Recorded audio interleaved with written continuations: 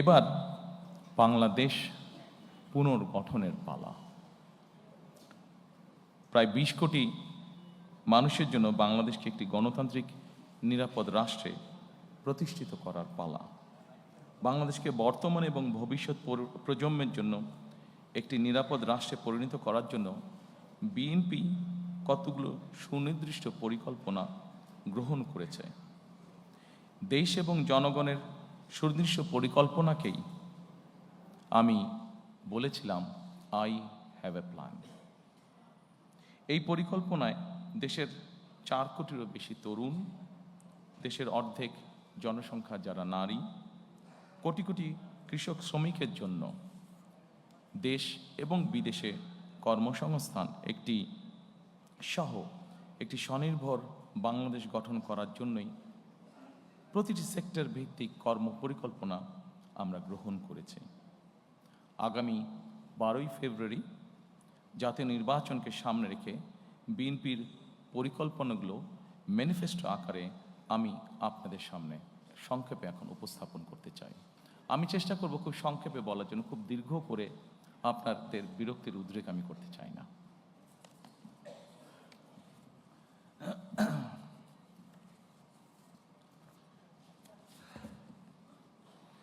Dear friends of Diplomatic Corps, probably I'll be explaining the whole manifesto in my own language, Bangla.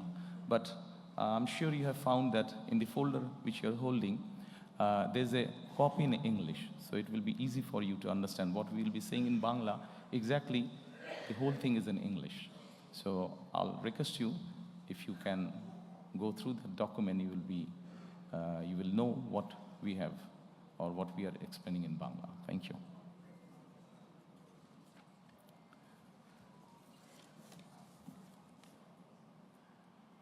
সম্মানিত উপস্থিতিবৃন্দ, আমাদের সামগ্রিক পরিকল্পনাটিকে আমরা একটু ভাগ করেছি।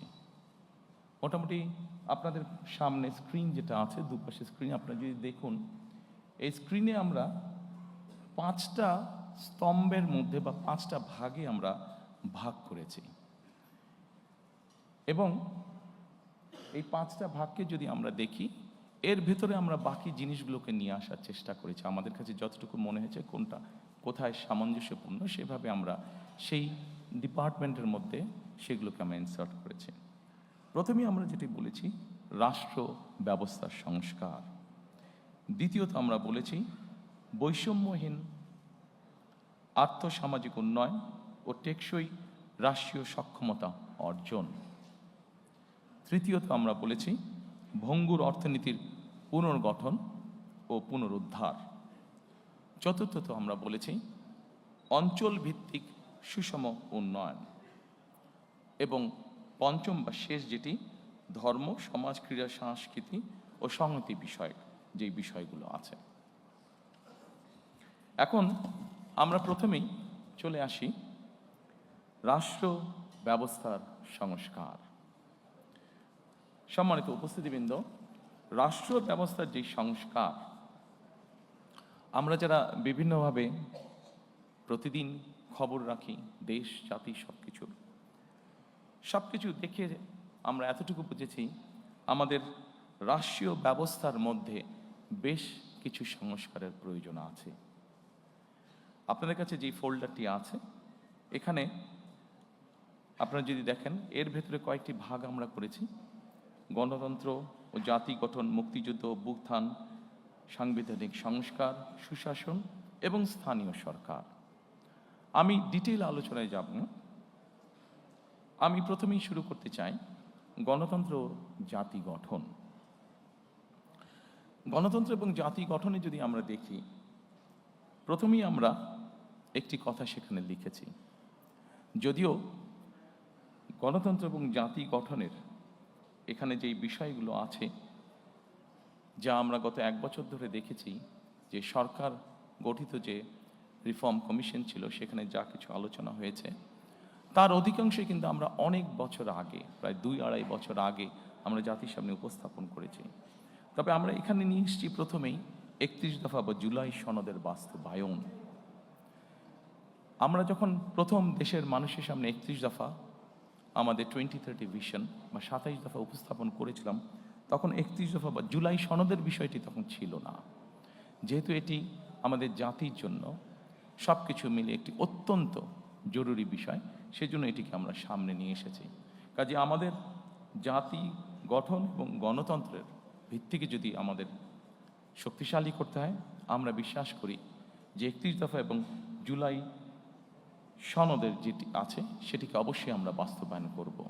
কারণ জুলাই সনদের যে মেইন বিষয়গুলো আছে সেগুলোর সাথে আমাদের 31 দফার অনেক কিছুর মিল আছে, যা আমরা অনেক আগেই জাতির সামনে উপস্থাপন করেছিলাম।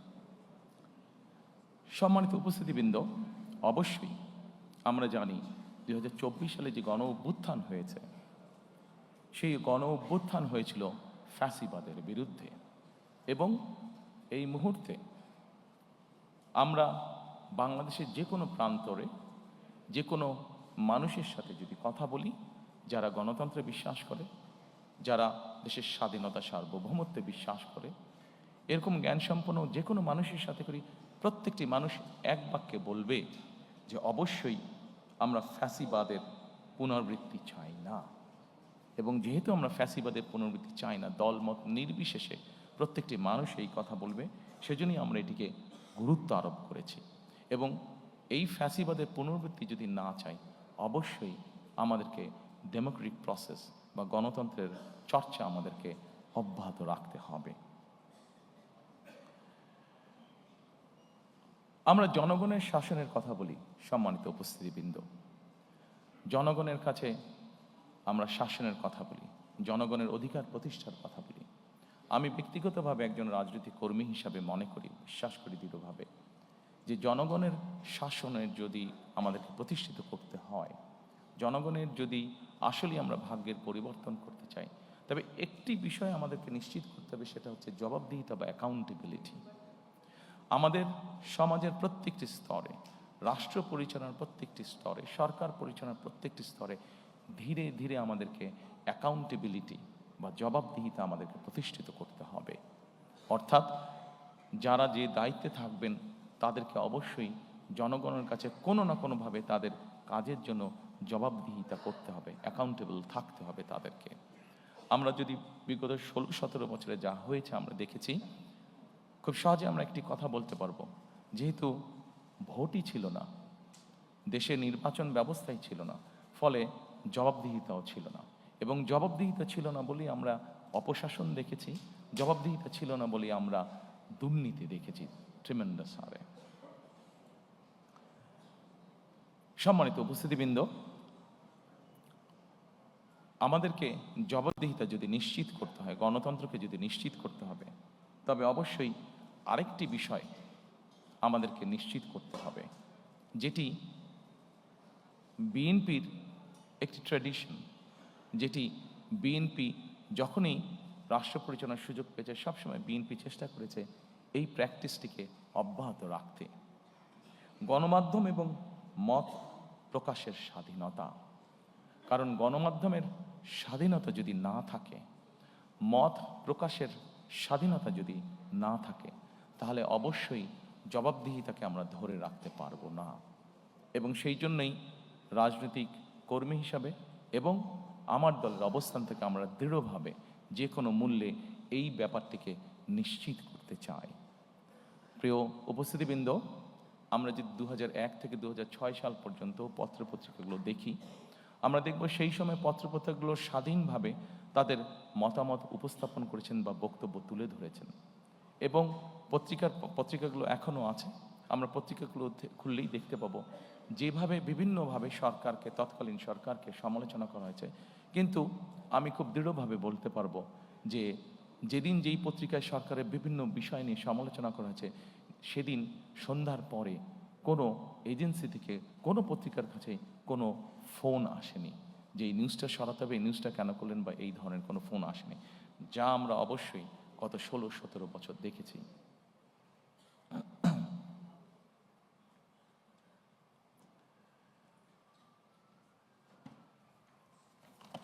সম্মানিত উপস্থিতিবৃন্দ, এরপরে আমি মুক্তিযুদ্ধ এবং গণ অভ্যুত্থান, আমাদের রাষ্ট্র ব্যবস্থার দ্বিতীয় যেই স্তম্ভটি বা গুরুত্বপূর্ণ বিষয় আমি সেখানে যেতে চাইছি।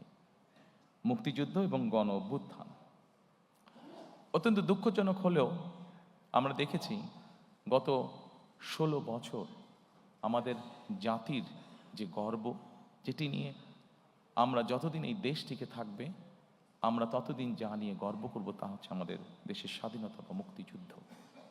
আমরা দেখেছি কিভাবে এই মুক্তিযুদ্ধটিকে একটি পরিবার বা একটি দলের সম্পত্তিতে পরিণত করার চেষ্টা করা হয়েছে। সম্মানিত উপস্থিতিবৃন্দ, আমরা মনে করি নিরপেক্ষভাবে মুক্তিযুদ্ধের স্মৃতি সংরক্ষণ করা এটি একটি জাতীয় দায়িত্ব এবং আমরা সকলেরকে সাথে নিয়ে সকলের পরামর্শক্রমে উপদেশক্রমে আগামীতে এই বিষয়টিকে আমরা উপস্থাপন করতে চাই নিরপেক্ষভাবে জাতির সামনে। এরপরে আরেকটি গুরুত্বপূর্ণ বিষয়ের দিকে আমরা নজর দিতে চাই।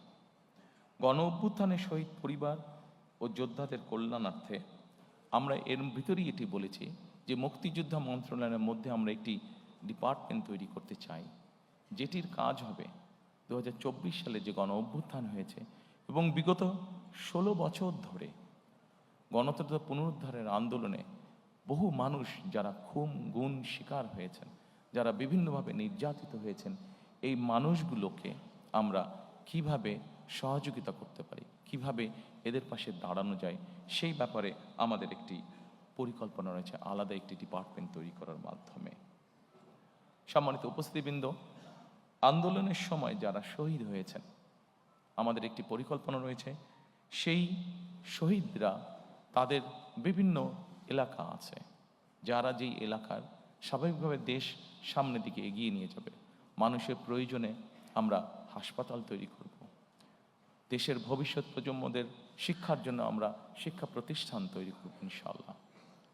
আমরা মানুষের যোগাযোগ ব্যবস্থা উন্নয়নের জন্য আমরা যোগাযোগ ব্যবস্থাকে উন্নয়ন করব ব্রিজ, রাস্তাঘাট, বড় রাস্তাঘাট নির্মাণের মাধ্যমে। আমরা সিদ্ধান্ত গ্রহণ করেছি যে এই শহীদরা যাতে যুগের পর যুগ তারা হারিয়ে না যায়, বরং তারা যাতে মানুষের সামনে থাকতে পারে, সেজন্য এই সকল রাষ্ট্রীয় প্রতিষ্ঠান যেগুলো হবে সেগুলো আমরা সেই এলাকার যারা গুম খুন শহীদ হয়েছেন তাদের নামে আমরা নামকরণ করব। সম্মানিত উপস্থিতিবৃন্দ, বাংলাদেশ জাতীয়তাবাদী দল বিএনপি একমাত্র একটি দল যারা 1971 এবং 24-90 দেশের স্বাধীনতা, দেশের গণ অভ্যুত্থান, দেশের গণতন্ত্রের পুনরুদ্ধারের আন্দোলন প্রত্যেকটিকে বিএনপি একমাত্র রাজনৈতিক দল যারা ধারণ করে বা করতে পারে। সম্মানিত উপস্থিতিবৃন্দ, গণ অভ্যুত্থান ও ফ্যাসিবাদী আন্দোলনে শহীদদের অবশ্যই সার্বিক সহায়তা প্রদান আমাদের অন্যতম লক্ষ্য, যা এরই ভিতরে আমি আপনাদের সামনে উপস্থাপন করেছি। এরপরে আমি আপনাদেরকে অনুরোধ করব সাংবিধানিক সংস্কারের বিষয়টার দিকে যদি আপনারা নজর দেন। একটু স্ক্রিনে সাংবিধানিক সংস্কার, রাষ্ট্র ব্যবস্থার, জি এখানে অনেকগুলো বিষয় আছে। আমি সবগুলো বিষয় আলোচনা করব না, সেটি দীর্ঘ আলোচনা হবে, আপনাদের বিরক্তির উদ্যোগ হতে পারে। যেহেতু আমরা মোটামুটি ডিটেইলটা ফোল্ডারের মধ্যে বাংলা এবং ইংরেজিতে দিয়ে দিয়েছি, আমি সেই জন্য অতটা সময় আপনাদের নষ্ট করতে চাই না। আমি দুই একটি বিষয় এখানে আলাপ করতে চাই। অবশ্যই শহীদ রাষ্ট্রপতি জিয়া রহমান যখন দেশ পরিচালনার দায়িত্ব পান, যেহেতু আমাদের দেশের অধিকাংশ মানুষ মুসলমান, আমরা সংবিধানে সেই জন্য বিসমিল্লাহির রহমানির রহিম এবং আল্লাহর উপরে, সর্বশক্তিমান আল্লাহর প্রতি পূর্ণ আস্থা ও বিশ্বাস, এই কথাটি সংযোজন করেছিলেন।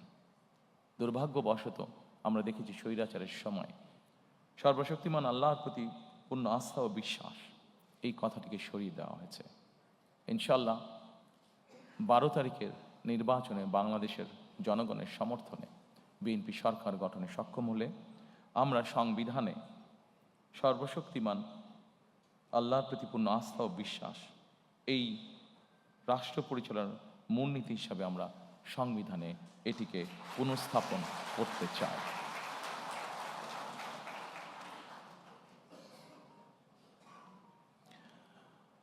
সম্মানিত উপস্থিতিবৃন্দ, আমরা যেহেতু প্রথমে আমি বলেছি যে বাংলাদেশকে যদি গণতান্ত্রিক ভিত্তির উপর প্রতিষ্ঠিত করতে হয়, তাহলে অবশ্যই আমাদেরকে যে কোনো মূল্যে গণতান্ত্রিক অর্থাৎ ভোট প্রদানের যে চর্চা, ভোটিং রাইট বা ভোট যেই বিষয়টি, এটিকে আমাদের অব্যাহত রাখতে হবে এবং অবশ্যই নিরপেক্ষ ভোট, যেই ভোটের উপরে, যেই ভোট ব্যবস্থার উপরে, যেই ভোট প্রক্রিয়ার উপরে বাংলাদেশের মানুষের আস্থা থাকবে, এইরকম ভোট। এবং বাংলাদেশের মানুষের মনে করার কারণ আছে এরকম একটি নির্বাচন, কারণ অতীতে আমরা দেখেছি 91 সাল, 96 সাল, 2001 সাল যদি আমরা বিবেচনা করি, বাংলাদেশের মানুষ দৃঢ়ভাবে বিশ্বাস করে যে একটি নিরপেক্ষ নির্বাচনের নিশ্চয়তা একমাত্র একটি অরাজনৈতিক সরকার অর্থাৎ তত্ত্বাবধায়ক সরকার বা কেয়ারটেকার সরকারই এনশিওর করতে পারে। এবং সেই জন্যই আমরা যখন আমাদের 31 দফা উপস্থাপন করেছিলাম, সেই সময় আমরা বলেছি আমরা কেয়ারটেকার সরকার আবার দেশে পুনঃপ্রতিষ্ঠিত করতে চাই। এবং পরবর্তীতে বিষয়টি অনেকেই বলেছেন, বিষয়টি বর্তমান সরকার কর্তৃক যে সংস্কার কমিশন হয়েছে সেখানেও আলোচিত হয়েছে। তবে সম্মানিত উপস্থিতিবৃন্দ, অবশ্যই আমার দলের একজন সদস্য হিসাবে আমি ক্রেডিট নিতেই চাইব যে বাংলাদেশে সবচেয়ে প্রথম আমরাই এই কথাটি বলেছি, অর্থাৎ স্বৈরাচারের সময় আমরা যে 31 দফা উপস্থাপন করেছি আজ থেকে প্রায় 2.5 বছর আগে, সেখানে আমরা পরিষ্কারভাবে বলেছি বিএনপি দেশ পরিচালনার সুযোগ পেলে এবং বিএনপির হাতে সেই পরিমাণ সংসদীয় আসনের শক্তি থাকলে আমরা অবশ্যই তত্ত্বাবধায়ক সরকারকে পুনঃপ্রতিষ্ঠিত করব। সম্মানিত উপস্থিতিবৃন্দ, আমরা আমাদের 31 দফার মাধ্যমে একটি প্রস্তাব জাতির সামনে অনেক আগেই দিয়েছিলাম। সেই প্রস্তাবটি হচ্ছে যে ব্যক্তি প্রধানমন্ত্রী হবেন তার মেয়াদ 10 বছরের বেশি হবে না। পরবর্তীতে সরকার কর্তৃক গঠিত যে রিফর্ম কমিশন, সেখানে অন্য অনেক দল আলোচনা করেছে, বাট এই কথাটি সর্বপ্রথম বিএনপি করেছিল, এটা ডকুমেন্টেড। কাজেই এটির ক্রেডিটও আমরা অবশ্যই গ্রহণ করতে চাই এবং আমরা ইনশাল্লাহ সরকার গঠনে সক্ষম হলে আমরা অবশ্যই দেশের আইনের মধ্যে এই বিষয়টি প্রবর্তন করব যে একজন ব্যক্তি ম্যাক্সিমাম 10 বছর তার প্রধানমন্ত্রী হিসেবে তার কার্যকাল থাকবে। সম্মানিত উপস্থিতিবৃন্দ, সাংবিধানিক যে সংস্কার, অনেক কিছু আছে, আমাদের অনেক কিছু হয়তো করা প্রয়োজন আছে। তারপরেও একটি বিষয় নিয়ে সুশীল সমাজের মধ্যে, সাংবাদিক নেতৃবৃন্দের মধ্যে সহ বিভিন্ন জায়গায় আলোচনা ছিল অনেক সময়, সেটি হচ্ছে সংবিধানের 70 অনুচ্ছেদ। এটি নিয়ে অনেক তর্ক বিতর্ক, ডিবেট, অনেক কিছু ছিল। 31 দফা যেদিন আমরা উপস্থাপন করি 22শে জুলাই, আমরা সেই 31 দফার মধ্যে বলেছিলাম যে অবশ্যই আমরা এই 70 অনুচ্ছেদ বিষয়টিকে আমরা ধীরে ধীরে পর্যায়ক্রমিকভাবে আমরা একটি অবস্থানে নিয়ে আসতে চাই। দু একটি বিষয় ছাড়া এইটি সম্পূর্ণভাবে ধীরে ধীরে আমরা ওপেন করে দিতে চাই।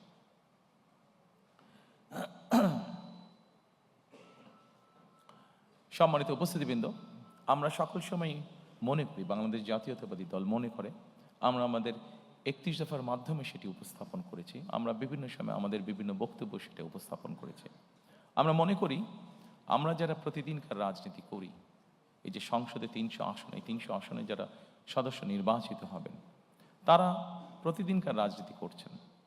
কিন্তু এই প্রতিদিনকার রাজনীতির বাইরেও সমাজে অনেক মানুষ আছেন, চিকিৎসক হতে পারেন, লয়ার হতে পারেন, সাংবাদিক হতে পারেন, সিভিল সোসাইটির বিভিন্ন পর্যায়ের মেম্বার হতে পারেন, যাদেরও দেশের সম্পর্কে বা দেশ গঠন সম্পর্কে তাদের মূল্যবান মতামত বা উপদেশ অবশ্যই থাকতে পারে। কন্ট্রিবিউট করার মতন তাদেরও, দেশ গঠনে কন্ট্রিবিউট করার মতন তাদেরও অবস্থান অবশ্যই থাকতে পারে। আমরা সেই জন্যই চেয়েছি যে এই মানুষগুলোর মধ্যে থেকেও যারা চান তাদেরকে আমরা দেশ পুনর্গঠন বা রাষ্ট্র পুনর্গঠন প্রসেসের মধ্যে ইনভলভ করার জন্য, এবং সেজন্যই আমরা যখন প্রথম 31 দফা উপস্থাপন করেছি, সেই সময় অন্য আর কোনো দল বলার আগে আমরা সেই সময় বলেছিলাম যে দেশে আমরা উচ্চ কক্ষ, সংসদে উচ্চ কক্ষ প্রবর্তন করতে চাই। আমরা চাই বাংলাদেশে সমাজের সকল শ্রেণী পেশা, শুধু রাজনীতিবিদ নয়, রাজনীতিবিদদের বাইরেও যে সকল ব্যক্তি আছেন যারা কন্ট্রিবিউট করতে পারেন, সকলের মতামতের ভিত্তিতে, সকলের পরামর্শের ভিত্তিতে আমরা ধীরে ধীরে দেশকে সামনের দিকে পুনর্গঠন করতে চাই। সম্মানিত উপস্থিতিবৃন্দ, এই সাংবিধানিক সংস্কার প্রক্রিয়ার মধ্যে আরও অনেকগুলো পয়েন্ট আছে যা আপনারা দেখতে পাচ্ছেন, তবে আমি মনে করি সকল পয়েন্টগুলো এখানে হয়তো আলোচনা করলে অনেক দীর্ঘ সময় লাগবে। আমি সব কিছু হয়তো আজকে এখানে আলোচনা করছি না। এরপরে আমি আপনাদেরকে আমন্ত্রণ জানাবো সুশাসন। আমাদের রাষ্ট্র ব্যবস্থার সংস্কারের মধ্যে আরেকটি চ্যাপ্টার আছে, সেটি হচ্ছে সুশাসন। সম্মানিত উপস্থিতিবৃন্দ, আমরা যত পরিকল্পনাই গ্রহণ করি না কেন, সকল পরিকল্পনা যদি আমাদের বাস্তবায়ন করতে হয়, যে কোনো প্ল্যান আমরা গ্রহণ করি, এটাকে যদি ইমপ্লিমেন্ট করতে হয়, তাহলে অবশ্যই সুশাসন বলতে যা বোঝায় বা রুল অফ ল বলতে যা বোঝায়, সেটি আমাদেরকে যে কোনো মূল্যে বাস্তবায়ন করতে হবে। একটি সরকার যদি সুশাসন দিতে না পারে, তাহলে তার কোনো পরিকল্পনা যেমন বাস্তবায়ন হবে না, জনগণেরও কোনো লাভ হবে না। এবং সেজন্যই সুশাসনের মধ্যে একটি অন্যতম বিষয় হচ্ছে দুর্নীতির দমন বা দুর্নীতির যে করাল গ্লাস, দুর্নীতির যে প্রভাব, যে বিস্তার আমরা গত 2 যুগ ধরে প্রায় দেখেছি, সেই বিস্তারকে যে কোনো মূল্যে রোধ করা। সম্মানিত উপস্থিতিবৃন্দ, বিএনপি একটি রাজনৈতিক দল যারা 2001 সালে বাংলাদেশের জনগণের ম্যান্ডেট নিয়ে সরকার পরিচালনার দায়িত্ব পায়। আমরা যখন পরিচালনার দায়িত্ব পাই, তখন আমরা একটি খুব কষ্টকর একটি বোঝা আমরা ইনহেরিট করি। কি সেই বোঝাটি? সেটি হচ্ছে দুর্নীতি। 2001 সালে বাংলাদেশকে আন্তর্জাতিক সংস্থা দুর্নীতিতে চ্যাম্পিয়ন ঘোষণা করেছিল। আমরা যদি আন্তর্জাতিক ফ্যাক্টস ফিগারগুলো তারপর থেকে দেখি, 2001 সালের পর থেকে দেখি, বিএনপি খুব স্বাভাবিকভাবে এটি আমরা ইনহেরিট করেছিলাম, এই আনওয়ান্টেড যে লাইবিলিটিটা বা আনওয়ান্টেড যে বোঝাটা, এটা যেটা আমরা ইনহেরিট করেছিলাম। এবং তারপরে আমরা যদি খেয়াল করি, ফ্যাক্টস ফিগার যা বলে, বেগম খালেদা জিয়া সরকার পরিচালনা করার পর থেকে খুব কঠোর ছিলেন এই বিষয়ে, খুব কঠোর ছিলেন এই বিষয়ে। এবং তার কঠোরতার ফলেই আমরা যদি স্ট্যাটিস্টিকগুলো দেখি, তাহলে আমরা দেখব ধীরে ধীরে ধীরে ধীরে বাংলাদেশ দুর্নীতিতে আস্তে আস্তে এইটাতে ডেভেলপ করতে থাকে। এবং 2006 সালে যখন আমরা তত্ত্বাবধায়ক সরকারের কাছে ক্ষমতা হস্তান্তর করি, বাংলাদেশ দুর্নীতিতে যে চ্যাম্পিয়ন, এই অপবাদ থেকে বেরিয়ে এসেছিল বাংলাদেশ 2006 সালে।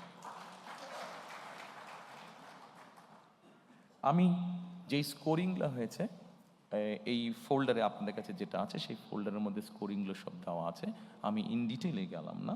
তবে সম্মানিত উপস্থিতিবৃন্দ, বাংলাদেশে বিএনপি সরকারই প্রমাণ করেছে একমাত্র যে তারা এই বিষয়টিকে কিভাবে নিয়ন্ত্রণ করতে হয় সেটি তারা জানে, এবং সেই কমিটমেন্টও আমাদের আছে। কাজেই ইনশাআল্লাহ দেশে সুশাসন প্রতিষ্ঠার জন্য আগামী 12 তারিখের নির্বাচনে আমরা বাংলাদেশের মানুষের সমর্থনে ইনশাআল্লাহ সরকার গঠনে সক্ষম হলে অবশ্যই আমাদের অন্যতম প্রধান লক্ষ্য থাকবে যে কোনো মূল্যে সুশাসন নিশ্চিত করা। এর ভিতরে অবশ্যই আরেকটি গুরুত্বপূর্ণ বিষয় আছে। আপনারা যদি এই পেজের সুশাসন, এই পেজটির একদম নিচে চলে যান, সেটি হচ্ছে ন্যায়পাল নিয়োগ, যেটি আমাদের অন্যতম লক্ষ্য, ন্যায়পাল নিয়োগ করা, যার মাধ্যমে আমরা আমাদের সুশাসনকে নিশ্চিত করার এক ধাপ এগিয়ে যাব।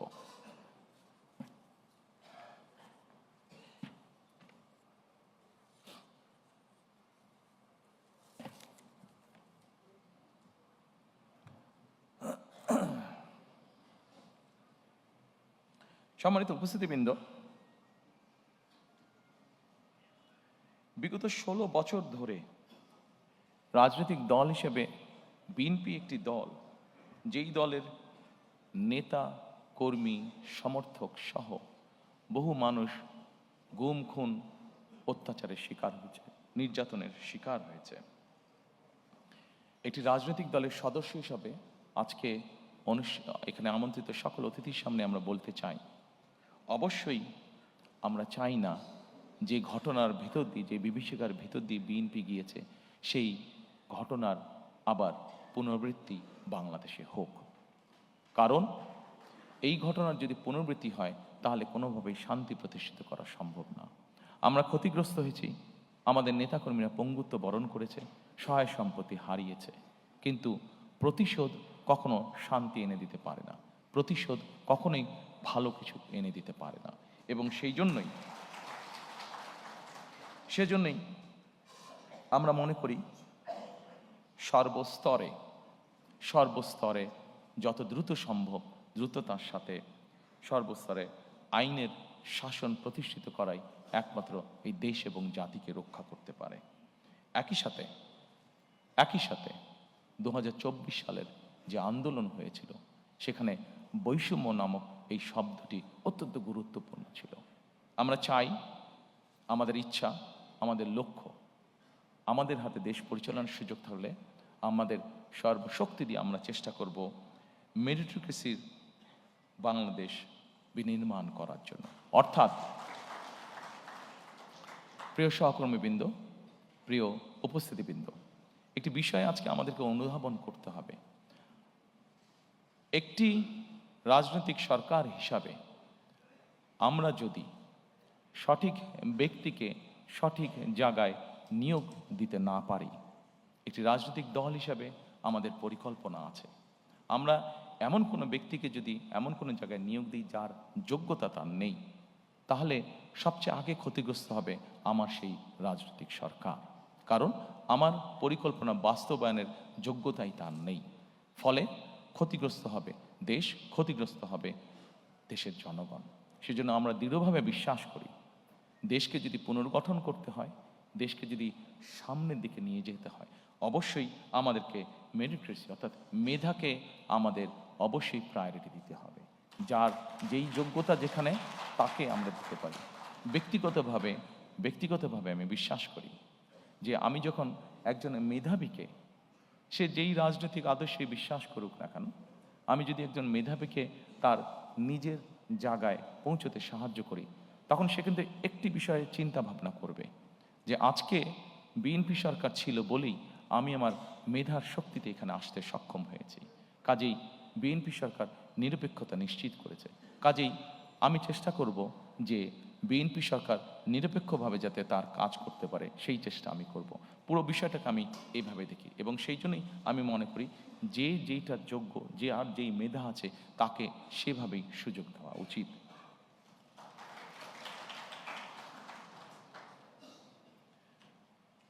সম্মানিত উপস্থিতিবৃন্দ, একজন রাজনৈতিক কর্মী হিসাবে আমি নিজের অভিজ্ঞতা থেকে বলতে পারি যে বিচার বিভাগকে কিভাবে নিয়ন্ত্রণ করা হয়েছিল বিগত স্বৈরাচারের সময়। আমি, আমার মা, আমার পরিবার, আমরা এই বিচার বিভাগের নির্যাতনের ভিতর দিয়ে আমরা গিয়েছি। প্রিয় সহকর্মীবৃন্দ, একজন মানুষ হিসাবে, একজন রাজনৈতিক কর্মী হিসাবে আমার সর্বোচ্চ চেষ্টা থাকবে যে যে কোনো মূল্যে বিচার বিভাগের যে স্বাধীনতা, সেটিকে নিশ্চিত করা। কারণ আমি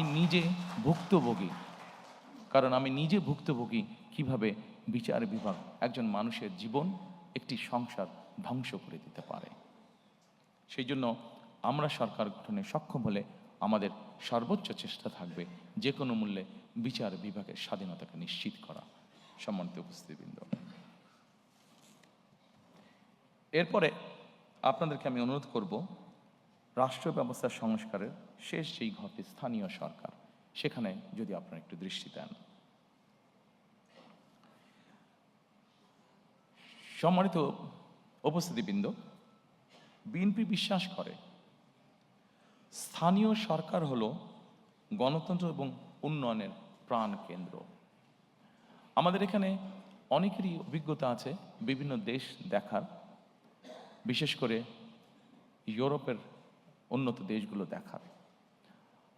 আমি নিজেও অনেক দিন ইউকেতে থাকতে বাধ্য হয়েছি। আমি সেখানে যতটুকু দেখেছি, আমার যতটুকু অভিজ্ঞতা হয়েছে, যে স্থানীয় সরকার বলতে যেই সরকারটিকে বোঝায়, এটিকে যদি আমরা স্বাধীনভাবে কাজ করতে দিতে সক্ষম হই, এটিকে যদি আমরা একটি প্রাতিষ্ঠানিক রূপ হিসেবে ধীরে ধীরে গড়ে তুলতে পারি, তাহলে দেশের অনেক সমস্যার সমাধান করা স্থানীয়ভাবে সম্ভব হবে। দুঃখজনকভাবে হলেও আমাদের দেশের টেকনাফের একজন মানুষকে বা তেঁতুলের একজন মানুষকে অনেক সময় ঢাকায় আসতে হয় বিভিন্ন কাজে, ছোট্ট একটি কাজে হয়তো তাকে ঢাকায় আসতে হয়।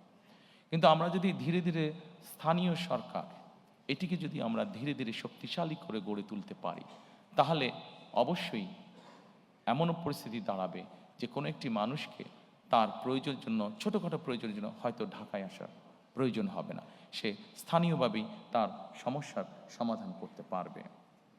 শুধু তাই নয়, স্থানীয় সরকারটিকে যদি আমরা শক্তিশালী করতে পারি, তাহলে আমরা গণতন্ত্র নিয়ে যেই কথা বলছি, গণতন্ত্রের ভিত্তিটাকে শক্তিশালী করার জন্য যেই কথাটা বলছি, সেটিও করতে আমরা সক্ষম হব। কারণ জবাবদিহিটা স্থানীয় পর্যায় থেকে তৈরি হবে। জবাবদিহিতা যখন স্থানীয় পর্যায় থেকে তৈরি হবে, মানুষের জীবনমান উন্নয়ন হতে তখন বাধ্য, দুর্নীতি কমে আসতে তখন বাধ্য, প্রকৃত উন্নয়ন বলতে যা বোঝায়, আইন শৃঙ্খলা বলতে যা বোঝায়, সকল কিছু তখন ধীরে ধীরে ভালোর দিকে এগোতে থাকবে।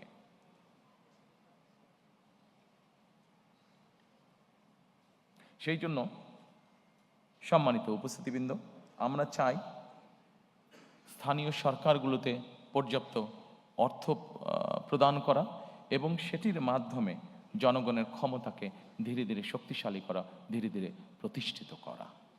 আমরা 20 কোটি মানুষের দেশ, ঢাকা থেকে আমরা কখনোই সার্বিকভাবে দেশের উন্নয়ন করতে সক্ষম হব না।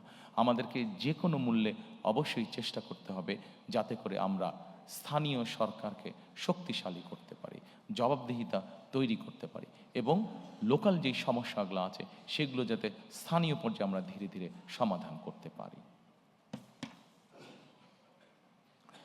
সম্মানিত উপস্থিতিবৃন্দ, এরপরে আমি আপনাদেরকে আমন্ত্রণ করব আমাদের দ্বিতীয় স্তম্ভ বা দ্বিতীয় পিলারটি দেখার জন্য, যেটাকে আমরা নামকরণ করেছি বৈষম্যহীন আর্থ-সামাজিক উন্নয়ন ও টেকসই রাষ্ট্রীয় সক্ষমতা অর্জন।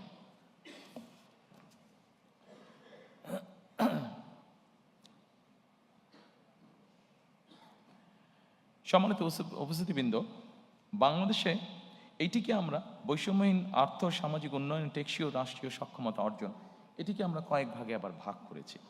এখানে প্রথমে আছে সামাজিক সুরক্ষা, যেটি অবশ্যই প্রয়োজন। এটি শুধু বাংলাদেশের মতন দেশে না, এটা ইউরোপের যে কোনো ডেভেলপ যেগুলা ভালো দেশ, সেখানেও কিন্তু এই সামাজিক সুরক্ষা মানুষকে প্রদান করা হয়ে থাকে। এরপর আছে নারীর ক্ষমতায়ন। একটি দেশ, যেই দেশের অর্ধেক জনসংখ্যা হচ্ছে নারী, সেখানে নারীর ক্ষমতায়ন যদি আমরা নিশ্চিত করতে না পারি, আমরা যত বড় বড় কথাই বলি না কেন, কোনোটি কখনো সাকসেসফুল করা সম্ভব নয়। এরপরে আছে, এই ঘরের মধ্যে আছে কৃষি এবং খাদ্য, দুটো একইভাবে রিলেটেড। কৃষি যদি ভালো না হয়, খাদ্যের সরবরাহ যদি ঠিকভাবে না থাকে, স্বাভাবিকভাবে মানুষ অপুষ্টি সহ বিভিন্নভাবে আস্তে আস্তে পিছিয়ে যাবে। গুরুত্বপূর্ণ একটি বিষয় আছে কর্মসংস্থান এবং যুব উন্নয়ন। আমাদের 4.5 কোটি প্রায় ইয়াং মানুষ, এই মানুষদেরকে যদি আমরা কর্মসংস্থান বা উন্নয়নের দিকে নিয়ে যেতে না পারি, কোনোভাবেই সম্ভব না উন্নয়নকে ধরে রাখা। শিক্ষা, মানব সম্পদ, স্বাস্থ্যসেবা, প্রত্যেকটি আমাদের জানাতে অত্যন্ত গুরুত্বপূর্ণ। এরপরে একটি বিষয় আসছে প্রতিরক্ষা এবং পররাষ্ট্রনীতি। আমরা যখন ওই ঘরে যাব, আমি আপনাদের সাথে সংক্ষেপে এই বিষয়টি, আমার মতামতটি আপনাদের সামনে তুলে ধরবো বা আমাদের পর্যালোচনা। এরপরে আছে আমাদের প্রায় 1.5 কোটি মানুষ প্রবাসে বাস করেন এবং তারা আমাদেরকে দেশ গঠনে বিভিন্নভাবে সহযোগিতা করেন। তাদেরকে নিয়ে আমাদের কি চিন্তা, সেটিও সংক্ষেপে আপনাদের সামনে তুলে ধরব। এবং এরপরে আসছে পরিবেশ, পানি ও দুর্যোগ ব্যবস্থাপনা। আমরা যদি প্রথমে আসি, সম্মানিত উপস্থিতিবৃন্দ, সামাজিক সুরক্ষা। 4 কোটি, বাংলাদেশে 4 কোটি মানুষ, 4 কোটিরও বেশি মানুষ দারিদ্রতার ভিতরে বা চরম দারিদ্রতার ভিতরে বাস করছে। এর মধ্যে দেশে প্রায় 53 লক্ষ নারী আছে যারা বিধবা। একটি বড় অংশ আছে যাদেরকে নিয়ে আমরা সাধারণত কথা বলি না, বলার সুযোগ হয় না, অথবা বিভিন্ন কারণে আমরা এড়িয়ে যাই। সেটি হচ্ছে প্রতিবন্ধী মানুষ। যেভাবেই হোক আমাদের সমাজে ব্যবস্থার কারণে কেন জানি এই মানুষগুলোকে আমরা চেষ্টা করি লুকিয়ে রাখতে, যেটি একদিক থেকে অন্যায়। প্রিয় সহকর্মীবৃন্দ, সম্মানিত উপস্থিতিবৃন্দ, প্রথমেই আমরা দুটি কাজে হাত দিয়েছি, যে দুটি বিষয় কম বেশি আপনারা এর মধ্যেই শুনেছেন। দুটি কাজ আমরা শুরু করতে চাই এই সামাজিক সুরক্ষাটাকে নিশ্চিত করার জন্য। সেটি কি? সেটি হচ্ছে আমরা বাংলাদেশে প্রত্যেক গৃহিণীর হাতে, বাংলাদেশে প্রায় 4 কোটি পরিবার আছে, প্রত্যেক গৃহিণীর হাতে আমরা একটি কার্ড পৌঁছে দিতে চাই। সেটির নাম হবে ফ্যামিলি কার্ড। এই ফ্যামিলি কার্ডটা, এটি কিন্তু শুধু নারীরা পাবেন এই ফ্যামিলি কার্ডটা। এখন আপনি হয়তো বলতে পারেন এই ফ্যামিলি কার্ড দিয়ে কি হবে? সম্মানিত উপস্থিতিবৃন্দ, আমরা একটি কথা প্রায় বলছি, আমাদের পরের যেটি আছে নারীর ক্ষমতায়ন। দেখুন, আমাদের দেশের নারীরা, অধিকাংশ নারী কি অবস্থায় থাকেন সামাজিক বা মানসিক বা পারিবারিকভাবে, আমি সেই দীর্ঘ আলোচনায় গেলাম না। আমরা সকলেই জানি ওনারা অনেক ডিপ্রাইভড অবস্থায় থাকেন, আন্ডার প্রিভিলেজ অবস্থায় ওনারা থাকেন। আমরা যখনই সরকারের পক্ষ থেকে একটি কার্ড একজন গৃহিণীর কাছে পৌঁছে দেব, স্বাভাবিকভাবে কিন্তু উনি এমপাওয়ার্ড ফিল করবেন, মানসিকভাবে তখন ওনার একটা শক্তি বৃদ্ধি পাবে। ওনার পরিবারের কাছে, বাবার পরিবার, নিজের স্বামীর পরিবার, শ্বশুর বাড়ি, সকল জায়গায় উনি কিছুটা এমপাওয়ার্ড ফিল হবেন। এটি আমরা দৃঢ়ভাবে বিশ্বাস করি।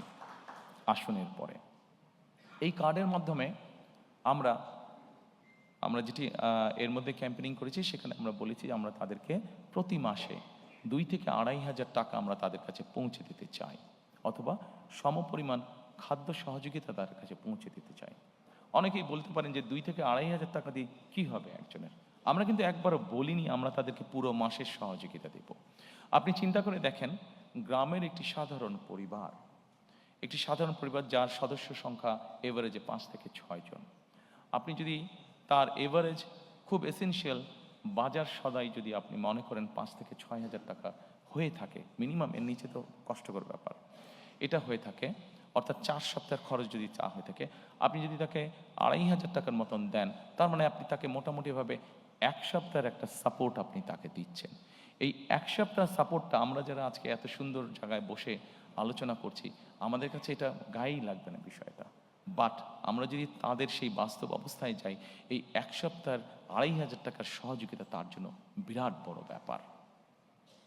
এই 2,500 টাকা সে কোনো না কোনোভাবে খরচ করছে, কিন্তু আপনি যখন তাকে এডিশনাল সাপোর্ট দিবেন, তখন একজন নারী এই 2,500 টাকাটা বিভিন্নভাবে খরচ করবে, অথবা সে তার নিজস্ব খরচ থেকে যেই টাকাটা সে বাঁচাতে পারবে সেটা তার বিভিন্নভাবে সে খরচ করবে। আসুন আমরা সংক্ষেপে দেখি সে কিভাবে কোথায় কোথায় সে খরচ করবে। আমরা যেই স্টাডি করেছি সেখানে আমরা 3টি জায়গা পেয়েছি যেখানে একজন নারী যতটুকু অর্থ বাঁচাতে পারেন সেটা সে খরচ করবে। কোথায় করবে? প্রথমত তার পরিবারের যে সন্তান আছে তাদের খাওয়া দাওয়া, হেলথের পিছনে সে খরচ করবে প্রথমেই, যে তার ছেলেমেয়েরা একটু ভালো খাক, একটু ভালোভাবে খেয়ে পরে থাকুক। আচ্ছা, তারপরে সেখান থেকে যদি সে খরচ বাঁচাতে পারে, তাহলে সে চেষ্টা করবে তার সন্তানদের লেখাপড়ার পিছনে, যে তার সন্তানটা একটু বেটার লেখাপড়া করুক, সে টাকাটা ওখানে খরচ করবে। তারপরে থার্ড জায়গা সে যেটা খরচ করবে, সে যদি টাকা সাশ্রয় করতে পারে, সেভিং করতে পারে, তাহলে সে যেটা করবে, সেটা তার আশেপাশে গ্রাম অঞ্চলে সে ছোট বিনিয়োগ করবে, ইনভেস্ট করবে, অর্থাৎ লোকাল ইকোনমিতে সে কন্ট্রিবিউট করবে, লোকাল ইকোনমিটা সে রান করবে।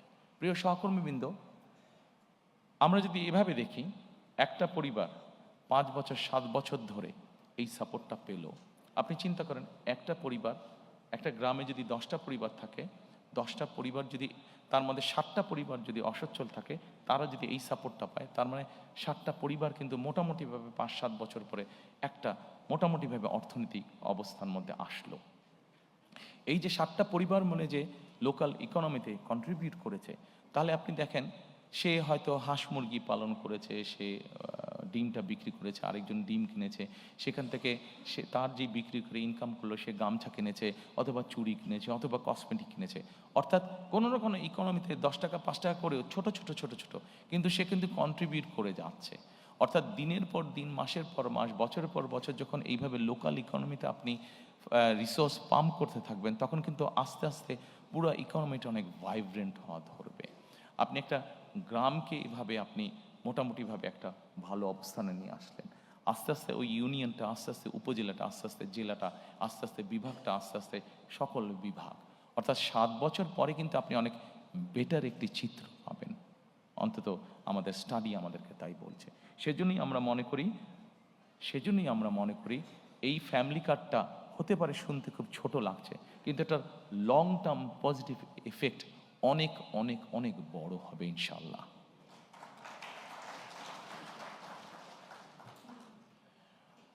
দ্বিতীয়ত, সম্মানিত উপস্থিতিবৃন্দ, আমরা আরেকটি কার্ড ইন্ট্রোডিউস করতে চাচ্ছি, সেটাকে আমরা বলছি ফার্মার্স কার্ড বা কৃষক কার্ড। বাংলাদেশে মোটামুটিভাবে 4 রকমের কৃষক আছে। প্রান্তিক কৃষক আছে, ক্ষুদ্র কৃষক আছে, মাঝারি কৃষক আছে, বড় কৃষক আছে। সরকারের হিসাব মতে বিভিন্ন জমির ক্যাটাগরি অনুযায়ী এই কৃষকদেরকে ভাগ করে হয়ে থাকে। আমরা প্রথমে প্রান্তিক, ক্ষুদ্র এবং মাঝারি কৃষক পর্যন্ত যাব। এই কৃষকদেরকে আমরা যেটা করব, যেমন ধরেন একজন কৃষকের হয়তো 5 বিঘা জমি আছে। এখন ওই কৃষকটি কি কি চাষ করে, আমরা যখন এই কার্ডটা তাকে দেব, এই কার্ডটা দেওয়ার প্রক্রিয়া যখন আমরা শুরু করব, তখন কিন্তু সারা বাংলাদেশে এই মুহূর্তে যেই ডাটা আমাদের কাছে আছে, সরাসরি জমিতে চাষাবাস কাজ করেন 1.5 কোটির মতন কৃষক আছে। আমরা এই প্রত্যেকটা মানুষকে যাকে যাকে কার্ড দেব, প্রত্যেকটা মানুষকে কে কোথায় কার কতটুকু জমি আছে, কে কি চাষ করছে, পুরো জিনিসটাকে একটা আমরা ডাটা প্রসেসের মধ্যে, পুরো একটা সিস্টেমের মধ্যে আমরা নিয়ে আসবো। কাজে সাতক্ষীরায় কোন এলাকায় কোন কৃষক কি চাষ করছে, টেকনাফে কোন এলাকায় কোন কৃষক চাষ করছে, দিনাজপুরে কোন এলাকায় কোন কৃষক কি চাষ করছে, সব জিনিস আমাদের পুরা সিস্টেমের মধ্যে চলে আসবে। এবং আসার পরে যেটা হবে, আমরা তখন জানতে পারবো যে ঠিক আছে, ওখানে অমুক আলু চাষ করছে, ওখানে অমুক টমেটো চাষ করছে, ওখানে অমুক বাঁধাকপি চাষ করছে। আচ্ছা, বাঁধাকপির সাথে সে আর কি কি চাষ করছে, হয়তো ছোট কৃষক সে, তাকে আমরা এই ফ্যামিলি কার্ডটার মাধ্যমে তার যে কোনো একটা ফসলের সম্পূর্ণ সাপোর্টটা আমরা দেওয়ার চেষ্টা করব। সেটা হচ্ছে বীজ হতে পারে, কীটনাশক ওষুধ এবং সার, এই পরিমাণটা আমরা তাকে দেওয়ার চেষ্টা করব। আপনারা বলতে পারেন যে কেন দেওয়ার চেষ্টা করব? এই জন্য দেওয়ার চেষ্টা করব আমরা যে বিভিন্ন কারণে তাকে অনেক কষ্টের মধ্যে দিয়ে চালাতে হয়, কিন্তু আমরা যদি এই সাপোর্টটা তাকে অন্তত 5-7 বছর ধরে সাপোর্টটা দিতে পারি, তখন কিন্তু একটা সময় এসে কিন্তু সে একটা জায়গায় এসে দাঁড়াবে, কৃষকটা একটা জায়গায় এসে দাঁড়াবে। অর্থাৎ স্টেট থেকে যে সাপোর্টটা তাকে দেওয়া হবে, তার যেই রিসোর্সটা নিজের কাছ থেকে যেত, সেই রিসোর্সটা সে তখন সেভ করতে পারবে, সেই রিসোর্সটা দিয়ে সে অন্য কোনো কাজ করতে পারবে, যেহেতু স্টেট তাকে একটা সাপোর্ট তাকে দিচ্ছে। এবং we have reason to believe যে এক সময় গিয়ে এই কৃষকটা একজন সচ্ছল কৃষক হিসাবে দাঁড় করাতে পারবে নিজেকে। এবং সেই জন্যই আমরা এই কৃষক কার্ডটা দিতে চাচ্ছি। আপনাদের কাছে হয়তো প্রশ্ন থাকতে পারে যে আমরা কি শুধু যারা জমিতে চাষ করছে তাদেরকে এই কার্ডটা দেবো? নো, আমরা যারা জমিতে চাষাবাস করছেন শুধু তাদেরকেই আমরা এই কার্ডটা দিব না। আমরা এই কার্ডটা দিব মৎস্য চাষি আছে তাদেরকে আমরা দিব, আমরা এই কার্ডটা দিব খামারি আছে, হাঁস মুরগি পালন করছে, গরু পালন করছে, এরকম যারা বিভিন্ন প্রাণী সম্পদ খামারি আছেন, তাদেরকেও আমরা এই কার্ডটা পৌঁছে দিতে চাই, তাদেরকেও আমরা এই কার্ডটা পৌঁছে দিতে চাই। অর্থাৎ সরাসরি স্টেটের পক্ষ থেকে আমরা কার্ডটা পৌঁছে দিতে চাই। প্রিয় সহকর্মীবৃন্দ, এই কার্ডটার মাধ্যমে আমরা যাদেরকে এই কার্ডটা পৌঁছে দিব, একই সাথে কম বেশি এখন সস্তায় সবার কাছেই অ্যাপ থাকে, স্মার্টফোন থাকে। সেই স্মার্টফোনের মধ্যে আমরা তাদেরকে একটা অ্যাপ আমরা ডাউনলোড করে দিব। কি সেই অ্যাপটা? এই অ্যাপটা নিয়ে আমরা অলরেডি কাজ করেছি। বাংলাদেশি একজন সায়েন্টিস্ট, উনি অস্ট্রেলিয়াতে থাকেন, ওই ভদ্রলোক কাজ করছেন এইটা নিয়ে। এর মধ্যে প্রায় 350 প্রায় 500-র মতন কৃষক তার সাথে কানেক্টেডও আছেন। আচ্ছা, এই কৃষকদের সুবিধাটা কি হচ্ছে? যেমন ধরেন বগুড়াতে বগুড়াতে কোনো একটি উপজেলায় একজন কৃষক আছে, সে আগামীকাল তার জমিতে সার ছিটাবে। এখন আগামীকাল বৃষ্টি হবে কি হবে না, সে একটা ডিলিমার মধ্যে আছে। সে যেটা করতে পারবে, তার কাছে যখন আমরা ওই অ্যাপটা দিয়ে দিব, সেই অ্যাপটা দিয়ে সে চেক করে নিতে পারবে যে কালকে বৃষ্টি হবে কি না। যদি বৃষ্টি হয় সে সারটা দিবে না, যদি বৃষ্টি না হয় তাহলে সে সারটা দেবে। তার ফলে তার সারটা ধুয়ে যাবে না। আমরা এই কার্ডের মাধ্যমে আমরা ওই সিস্টেমটাকে ইন্ট্রোডিউস করে আনতে চাচ্ছি। শুধু এটা নয়, আমরা তাকে স্মার্টফোনের মাধ্যমে আরেকটি অ্যাপও তাকে আমরা সহযোগিতা করব। কি সেই অ্যাপটা? সেই অ্যাপটা হচ্ছে, তার ফোনটা যদি সে তার ফসলের উপরে ধরে, তার ফসলের হেলথের কি অবস্থা, কোনো রোগ বালাই কোনো হয়েছে কিনা ফসলের, সেই জিনিসটাও সে তখন জানতে পারবে। যদিও কৃষকদের নিজেদের একটা অভিজ্ঞতা আছে, কিন্তু আমরা এই অ্যাপটাও ডেভেলপ করেছি, যেটা ধীরে ধীরে ধীরে ধীরে আমরা সারা দেশে সকল কৃষকের কাছে পৌঁছে দিব। কাজেই এই সুবিধাগুলো আছে। এর বাইরে বিমার সুবিধা আছে, এর বাইরে কার্ডটা থাকলে তার জন্য কৃষি লোনের সুবিধা আছে। এই সুবিধাগুলো থাকবে, নর্মাল যেগুলো আছে এই সুবিধাগুলো থাকবেই তাদের কাছে। সম্মানিত উপস্থিতিবৃন্দ, সামাজিক সুরক্ষার মধ্যে আমি ব্যক্তিগতভাবে, এখানে অনেকগুলো আছে আপনারা দেখতে পাচ্ছেন, কই গেল, আপনারা দেখতে পাচ্ছেন অনেকগুলো আছে। তবে এখানে একটি আমরা লাইন রেখেছি যেটি ব্যক্তিগতভাবে আমি যেটির প্রতি খুবই যত্নশীল, সেটি হচ্ছে পিতামাতার ভরণ পোষণ আইন নামে একটি আইন আছে।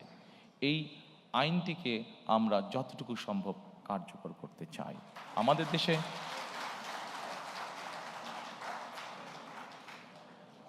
দেশে এরকম অনেক বৃদ্ধ পিতামাতা আছেন, যাদেরকে অনেক সময় যে কোনো কারণে সন্তানরা দেখতে চায় না বা ভরণ পোষণ করে না। কিন্তু রাষ্ট্রের পক্ষ থেকে কিভাবে বৃদ্ধ পিতামাতাদের পাশে দাঁড়ানো যায়, কিভাবে তাদেরকে সহযোগিতা করা যায়, এ ব্যাপারে আমাদের পরিকল্পনা রয়েছে।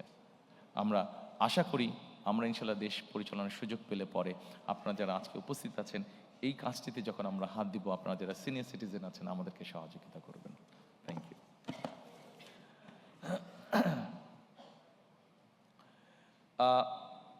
এরপরে আমি আপনাদেরকে অনুরোধ করব, এই বৈষম্যহীন আর্থ সামাজিক উন্নয়নের টেকসই রাষ্ট্রীয় সক্ষমতা অর্জনের এরপরে সেকেন্ড যেটি আছে আমাদের নারীর ক্ষমতায়ন। নারীর ক্ষমতায়নের ব্যাপারে এর আগেই বলেছি যে আমাদের যে ফ্যামিলি কার্ডটা, এটার মূল লক্ষ্য বা উদ্দেশ্যটা কি? মূল লক্ষ্য বা উদ্দেশ্য হচ্ছে, আমরা যদি জিনিসটাকে এইভাবে দেখি, এর আগে বেগম খালেদা জিয়া যতবার রাষ্ট্র পরিচালনা করেছেন, আপনাদের সকলেরই ধারণা আছে যে নারীদের শিক্ষা ব্যবস্থা ক্লাস 1 থেকে 12 পর্যন্ত নারীদের শিক্ষা ব্যবস্থা উনি ফ্রি করেছিলেন। সম্মানিত উপস্থিতিবৃন্দ, আমাদের দেশে এখন যে কোনো স্কুল কলেজ যেখানেই যাই, আমরা যদি এনরোলমেন্ট দেখি, আমরা দেখব যে ছেলে মেয়ে সমান সমান, ক্ষেত্র বিশেষে মেয়েদের সংখ্যা বেশি বিভিন্ন স্কুল কলেজ সব কিছুতে। এখন শুধু শিক্ষা দিলে তো হবে না, আমি যেটা আগেই বলেছি, শিক্ষার পাশাপাশি তাদেরকে আমাদেরকে অর্থনৈতিকভাবে, সামাজিকভাবে এই নারীদেরকে আমাদেরকে প্রতিষ্ঠিত করতে হবে। এই নারীদেরকে সামাজিক এবং অর্থনৈতিকভাবে প্রতিষ্ঠিত করে, শুধু শিক্ষা আছে, শিক্ষার সাথে সাথে যদি আমরা তাদেরকে অর্থনৈতিকভাবে প্রতিষ্ঠিত করতে পারি, সামাজিকভাবে প্রতিষ্ঠিত করতে পারি, আমরা একটি শক্তিশালী সমাজ গঠন করতে পারবো। যেই সমাজে মানুষ যুক্তি তর্ক দিয়ে চলবে, যেই সমাজে আমরা মনে করি, আমরা আশা করি, যেখানে খুব সুন্দরভাবে আমরা শান্তি স্থাপনের কাজ করতে পারবো। এবং সেজন্যই আমরা ফ্যামিলি কার্ডটি আমরা প্রবর্তন করতে চাই, যেই ফ্যামিলি কার্ডের মাধ্যমে আমরা নারীদেরকে পর্যায়ক্রমিকভাবে ধীরে ধীরে আমরা তাদেরকে অর্থনৈতিকভাবে এবং সামাজিকভাবে তাদেরকে এম্পাওয়ার্ড করতে চাই আমরা। সম্মানিত উপস্থিতিবৃন্দ, আমাদের একটি সেক্টর আছে বাংলাদেশে, যেটিকে আমরা গার্মেন্টস সেক্টর বলি, যেটি নিয়ে আমরা প্রত্যেকটি বাংলাদেশি নাগরিক গর্ব করি। আমরা যখন বিদেশে যাই, যারা বিদেশে থাকি বা বিদেশে যাই, আমরা যখন জামা কাপড় কিনি, যখন লেবেলটা দেখি মেড ইন বাংলাদেশ, আর মুখের মধ্যে সুন্দর একটা হাসি আমাদের ফুটে ওঠে, ভালো লাগে মনের মধ্যে যে এই জামাটা মেড ইন বাংলাদেশ। যখন কোনো ব্র্যান্ডেড শপে আমরা দেখি মেড ইন বাংলাদেশ কাপড়টা, এই গার্মেন্টস শিল্পে বহু নারী কাজ করেন। বলা যায় টোটাল গার্মেন্টস শিল্পে যত মানুষ কাজ করে, যত শ্রমিক কাজ করে, তার 70% বা তার কিছু বেশি নারী শ্রমিক আমাদের। এখন সম্মানিত উপস্থিতিবৃন্দ, শুধু একটি সেক্টরেই কেন আমরা নারী রাখবো? আমাদের নারীরা তো কৃষিতেও কাজ করেন, আমাদের নারীরা তো অন্যান্য অনেক সেক্টরে কাজ করেন। আমাদের একটি লক্ষ্য এবং একটি পরিকল্পনা হচ্ছে যে বাংলাদেশে আমরা গার্মেন্টসের বাইরে আরও নতুন নতুন কতগুলো সেক্টরকে আমরা নিয়ে আসতে চাই, যেখানে নারীদের আরও বেশি সংখ্যক কর্মসংস্থানের সুযোগ হবে। সেটি গার্মেন্টসের মতন অনেক সেক্টর আছে যেগুলোকে আমরা ইজিলি আনতে পারি। সেটি টয় সেক্টর হতে পারে, সেটি লেদার সেক্টর হতে পারে যেখানে নারীরা কাজ করতে পারবেন, সেটি এরকম আরও অনেক সেক্টর আছে যেখানে নারীরা কাজ করতে পারেন। অর্থাৎ আমাদের লক্ষ্য এবং উদ্দেশ্য আছে মোর নাম্বার অফ দেশের যে নারী জনগোষ্ঠী আছে তারা কর্মসংস্থানের ব্যবস্থায় এরকম সেক্টরকে আমাদের ইনভাইট করে দেশের মধ্যে নিয়ে আসা। প্রিয় সহকর্মীবৃন্দ, আমরা বিশ্বাস করি, উপস্থিতিবৃন্দ, সম্মানিত উপস্থিতিবৃন্দ, আমরা বিশ্বাস করি যে একজন নারীকে যখন আমরা কর্মসংস্থানের ব্যবস্থা করে দেব, স্বাভাবিকভাবেই প্রকৃতিগত কারণ হিসাবেই তাদেরকে আমাদের আরও কিছু ব্যাপারে সহযোগিতা করা উচিত। তাদের কর্মঘণ্টা কমানো বা বিভিন্নভাবে ডিস্ট্রিবিউট না করে বরঞ্চ আমরা যদি প্রাকৃতিকগতভাবে বিষয়টি বিবেচনা করি, একজন নারীকে তার সন্তানকে অনেক সময় দেখভাল করতে হয়, হয়তো ঘরে হয়তো তার সন্তানকে দেখভাল করার মতন সেই সাপোর্টটা তার নেই, তার কর্মসংস্থানে যাতে তাকে সেই সাপোর্টটা দেওয়া যায়, সেই জন্য আমরা কর্মস্থলে ডে কেয়ার এবং বেস্ট ফিডিং কর্নার আমরা কম্পালসারি করতে চাই। অর্থাৎ একজন নারী যখন তার সন্তানকে নিয়ে কর্মস্থলে আসবেন, উনি যেই 8 ঘন্টা বা 10 ঘন্টা বা যতক্ষণই উনি কাজ করেন, অতটুকু সময় যাতে উনি নিশ্চিন্ত মনে কাজ করতে পারেন, সেই ব্যবস্থাটা আমরা এনশিওর করতে চাই।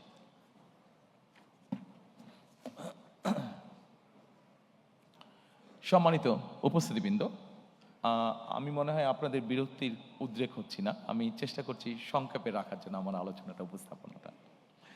আমি হয়তো ঠিক রেগুলার নর্মালি আপনারা যেভাবে দেখে অভ্যস্ত ম্যানিফেস্টো উপস্থাপন, আমি ঠিক ওভাবে যাচ্ছি না। নর্মালি সাধারণত লাইন বাই লাইন আমাদের নেতৃবৃন্দরা পড়ে যান। আমি যতটুকু বিশ্বাস করি, যতটুকু বুঝি, যতটুকু জানি, যে জিনিসগুলো আমি বিশ্বাস করি, আপনাদের সামনে আমি সেই জিনিসগুলো উপস্থাপনের চেষ্টা করছি। অবশ্যই এর অর্থ এই নয় যে বাকি জিনিসগুলোর সাথে আমি একমত নই। অবশ্যই বাকি জিনিসগুলোর সাথে আমি একমত। আমার পার্টির নেতৃবৃন্দ, আমাদের এক্সপার্টসরা মিলে সব তৈরি করেছেন, সবগুলোর সাথেই আমি একমত যে এই সবগুলোই কাজ আমরা পর্যায়ক্রমিকভাবে ইনশাল্লাহ করব। তবে এখানে যেই বিষয়গুলো আমার কাছে বেশি ভালো লেগেছে বা বেশি পছন্দ, সেই বিষয়গুলো আপনাদের সামনে আমি সংক্ষেপে উপস্থাপন করছি। সম্মানিত উপস্থিতবৃন্দ, আসুন এরপরে কৃষি এবং খাদ্য। কৃষির ব্যাপারে কৃষক কার্ড নিয়ে আমি আপনাদেরকে কিছুটা বলেছি। এই কৃষক কার্ড আমরা বিশ্বাস করি কৃষি এবং কৃষককে একটা খুব স্ট্রং সাপোর্ট দিবে, যেটি লং রানে আমাদের কৃষি এবং কৃষককে গড়ে তুলতে আমাদের জন্য, দেশের জন্য এটা ভালো হবে। আমরা এর মধ্যে একটি সিদ্ধান্ত গ্রহণ করেছি, যেটি আমরা 91 সালেও কাজটি করেছিলেন দেশনেত্রী খালেদা জিয়া যখন উনি সরকার গঠন করেন। এইবার ইনশাল্লাহ 12 তারিখে আমরা সরকার গঠনে সক্ষম হলে 10,000 টাকা পর্যন্ত কৃষি ঋণ, সেটিকে আমরা সুদ সহ মওকুফ করতে চাই। আমরা হিসাব করে দেখেছি, আমাদের কাছে যে স্ট্যাটিস্টিক্স আছে, আমরা হিসাব করে দেখেছি যে এই মুহূর্তে যত ঋণ আছে, 10,000 টাকা পর্যন্ত কৃষি ঋণ যদি আমরা মওকুফ করি, সেটা সরকারের এমন কিছু চাপ পড়বে না। কাজে কৃষকদেরকে একটা সাপোর্ট দেওয়ার জন্য এই কাজটি আমরা করতে চাই।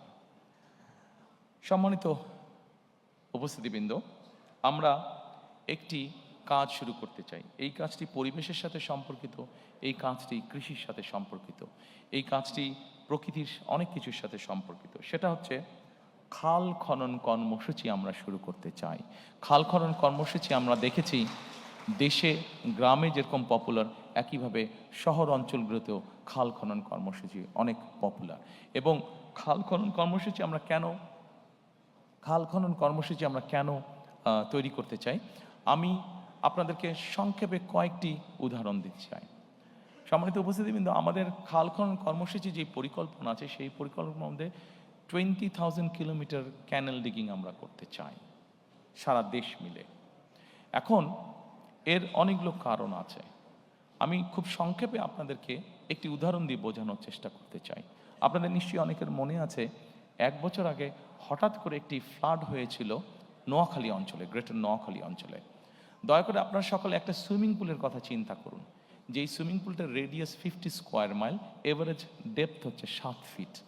আমরা যদি এরকম একটা সুইমিং পুল চিন্তা করি, সেই নোয়াখালী অঞ্চলে যেই বন্যাটা হয়েছিল, আমরা যদি পুরোটাকে এরকম একটা সুইমিং পুল চিন্তা করি, তাহলে চিন্তা করে দেখবেন ওই পানি যেটা হয়েছিল সেটা কিন্তু 15 দিন পরে চলে গিয়েছিল। কিন্তু আমরা যদি একটা 50 স্কোয়ার মাইলের একটা সুইমিং পুল, যেটার এভারেজ ডেপথ হচ্ছে 7 ফিট, আমরা যদি এই পরিমাণ পানিকে, যেই পানিটি আমাদের কাছে থাকবে যতক্ষণ আমাদের প্রয়োজন, 7-15 দিনে চলে যাবে না। যদি আমরা এই পানিটিকে ধরে রাখতে চাই, ধরে রাখার ব্যবস্থা করতে চাই, তাহলে আমাদেরকে অবশ্যই খাল খনন করতে হবে। প্রিয় উপস্থিতিবৃন্দ, খাল খনন আমাদেরকে আরেকটি কারণে করতে হবে। আমরা বাংলাদেশের যে কোনো জায়গায় যাই না কেন, এখন নলকূপের জন্য বোরিং করি না কেন, আমাদেরকে অনেক ভেতরে যেতে হয়। অর্থাৎ সারফেস ওয়াটার এত পরিমাণ আমরা ব্যবহার করেছি যে এখন আন্ডারগ্রাউন্ড ওয়াটারও ব্যবহার করতে করতে আমাদের ওয়াটার লেভেল অনেক নিচে চলে গিয়েছে। আমরা যদি এই ওয়াটারটাকে রিচার্জ না করি, তাহলে আমাদেরকে আগামী কয়েক বছর পরে ভীষণ বিপদে পড়তে হবে। খাল খনন হচ্ছে এটির অন্যতম আরেকটি কারণ। আমাদের একটি প্রবলেম আছে, আর্সেনিক প্রবলেম। বাংলাদেশের বিভিন্ন অঞ্চলে আর্সেনিক প্রবলেম আছে। আপনি যত আন্ডারগ্রাউন্ড ওয়াটার টেনে তুলবেন, আর্সেনিক আস্তে আস্তে উপরে আসতে শুরু করবে। আপনি যত ওয়াটার রিচার্জ করবেন, আস্তে আস্তে আর্সেনিকটা ডাইলিউট হতে লাগবে, নিচে চলে যেতে লাগবে। কাজেই বিভিন্ন বিষয়ে যদি আমরা বিবেচনা করি, সম্মানিত উপস্থিতি, কিন্তু আপনারা নিশ্চয়ই লক্ষ্য করেন অনেক সময় যখন ঢাকা থেকে একটু বাইরে টেরে যান, আপনারা বাই রোড যান, আপনারা খেয়াল করে দেখবেন রাস্তার দুই ধারে কম বেশি যেই গাছগুলো থাকে, দেখবেন গাছগুলো কেমন যেন নেতিয়ে পড়েছে। এই নেতিয়ে পড়ার আরেকটা কারণ হচ্ছে ওই এলাকায় যে আন্ডারগ্রাউন্ড ওয়াটার লেভেল আছে এত নিচে চলে গিয়েছে যে গাছগুলো তার শিকড় আর নিচে পাঠাতে পারে না, এত নিচে চলে গিয়েছে। কাজে আমাদের এই প্রকৃতিকেও যদি আমাদের ঠিক করতে হয়, ধীরে ধীরে যদি আবার একটা স্বাভাবিক পরিস্থিতি ফিরিয়ে আনতে হয়, তাহলে আমাদের ক্যানেল ডিগিং করা অত্যন্ত প্রয়োজন। আমাদের পরিকল্পনার মধ্যে একটি রয়েছে বরেন্দ্র প্রকল্প পুনর্চালুকরণ করা। এই বরেন্দ্র প্রকল্প সম্পর্কে আপনাদের অনেকেরই ধারণা আছে। এটি রাজশাহী, চাঁপাইনবাবগঞ্জ, রাজশাহী ওইদিকে শুরু হয়েছিল এবং এটির বিস্তার মোটামুটি ঠাকুরগাঁ, পঞ্চগড় পর্যন্ত।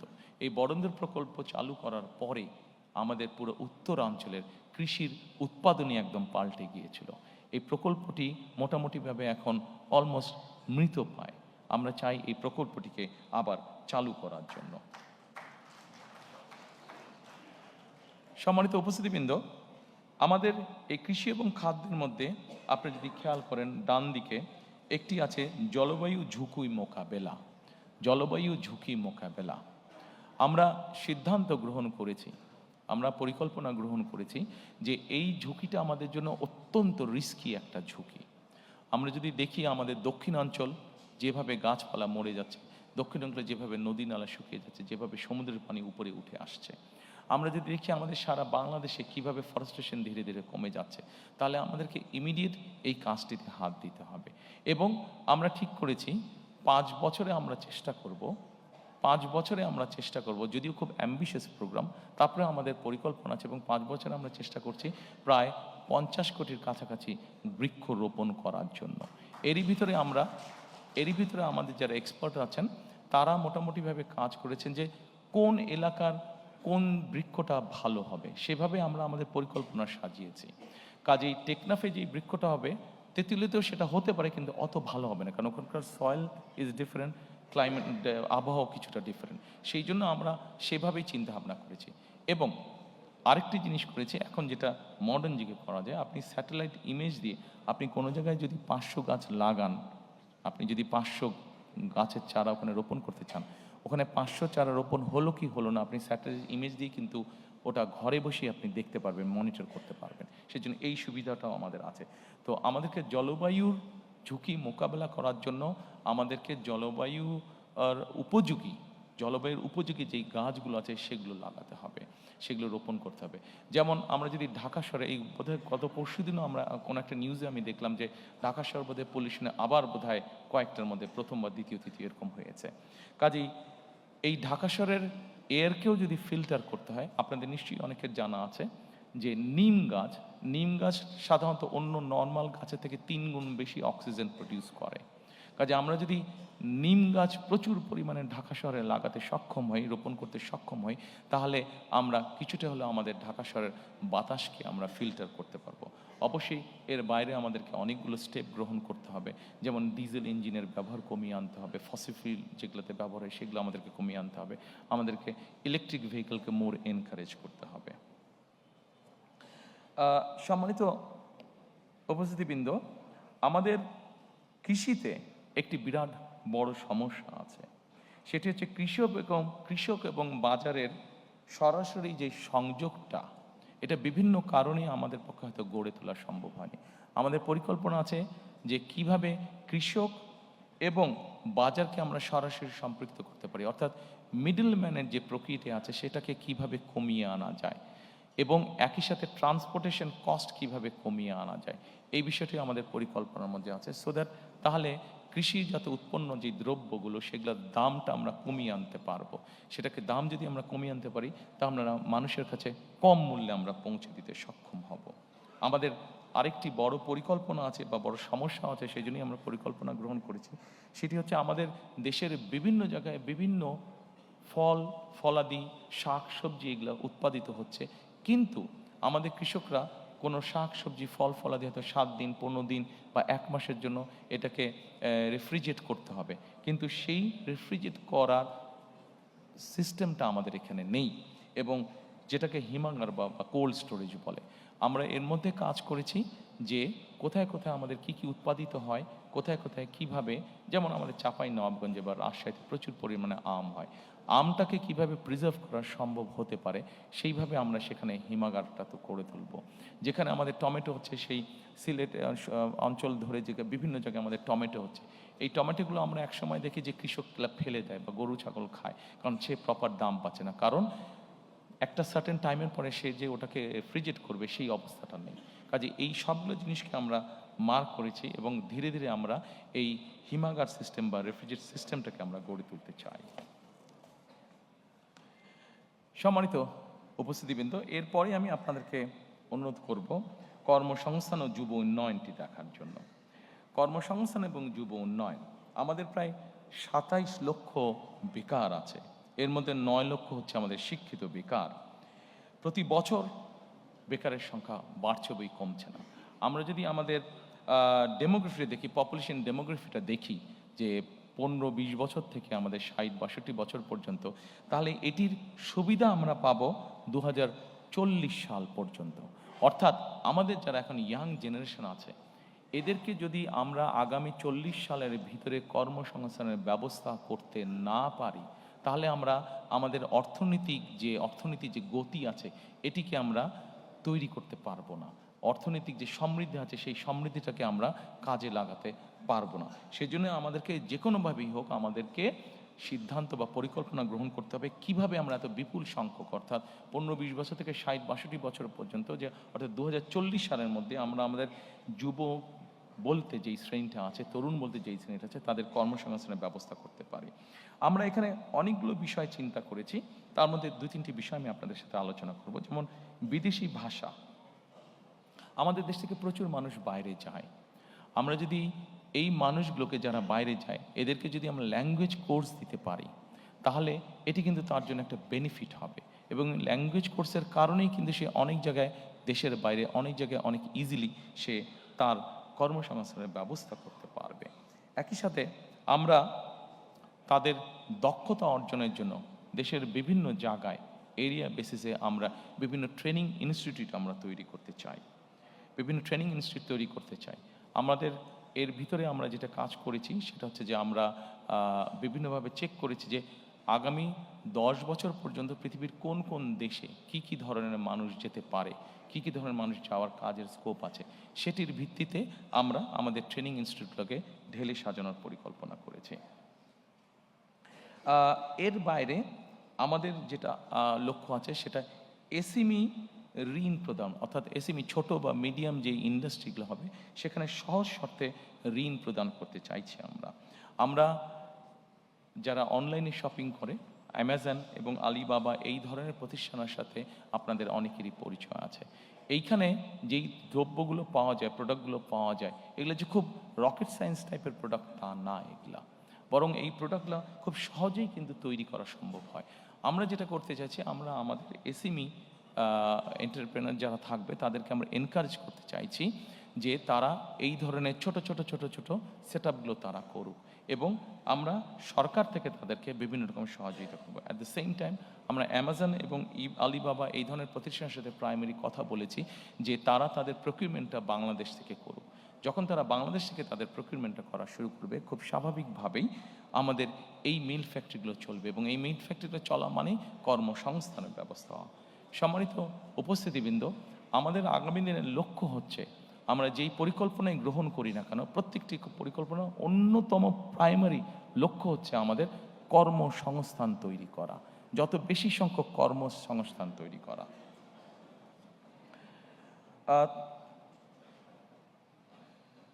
এর বাইরে আমাদের পরিকল্পনা আছে আন্তর্জাতিক। আমাদের ইয়াং জেনারেশনের অনেকেই অনলাইনে বা আইটিতে কাজ করে থাকে, কিন্তু তাদের পেমেন্টের ক্ষেত্রে বিভিন্ন রকম পেমেন্ট সেটার ক্ষেত্রে বিভিন্ন রকম সমস্যা হয়ে থাকে।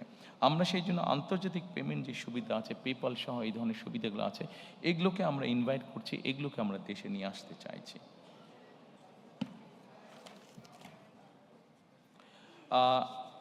সম্মানিত উপস্থিতিবৃন্দ, এরপরে আমি শিক্ষা, মানব সম্পদ এবং স্বাস্থ্য সেবা এটির প্রতি আপনাদেরকে নজর দিতে বলবো।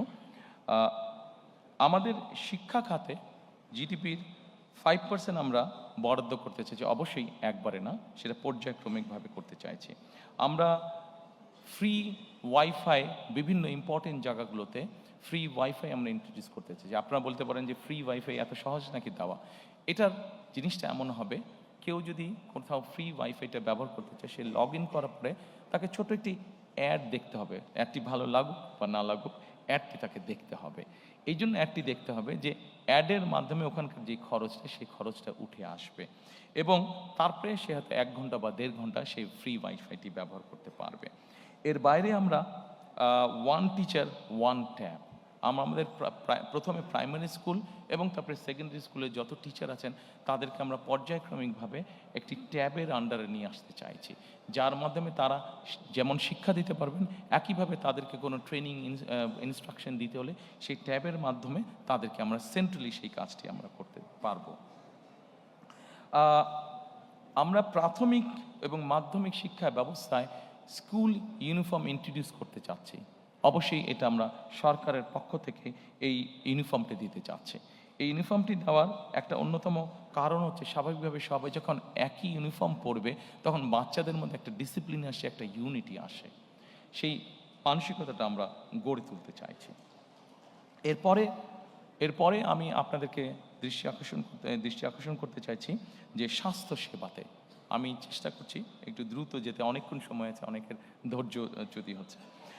আমি এরপরে স্বাস্থ্যতে আসতে চাচ্ছি। সম্মানিত উপস্থিতিবৃন্দ, স্বাস্থ্যতে আমরা যেটা মনে করি, দেখুন বাংলাদেশ 20 কোটি মানুষ, আমরা হয়তো অনেক কিছু বলতে পারি, কিন্তু 20 কোটি মানুষকে স্বাস্থ্যসেবা দেওয়া কোয়াইট কস্টলি ম্যাটার।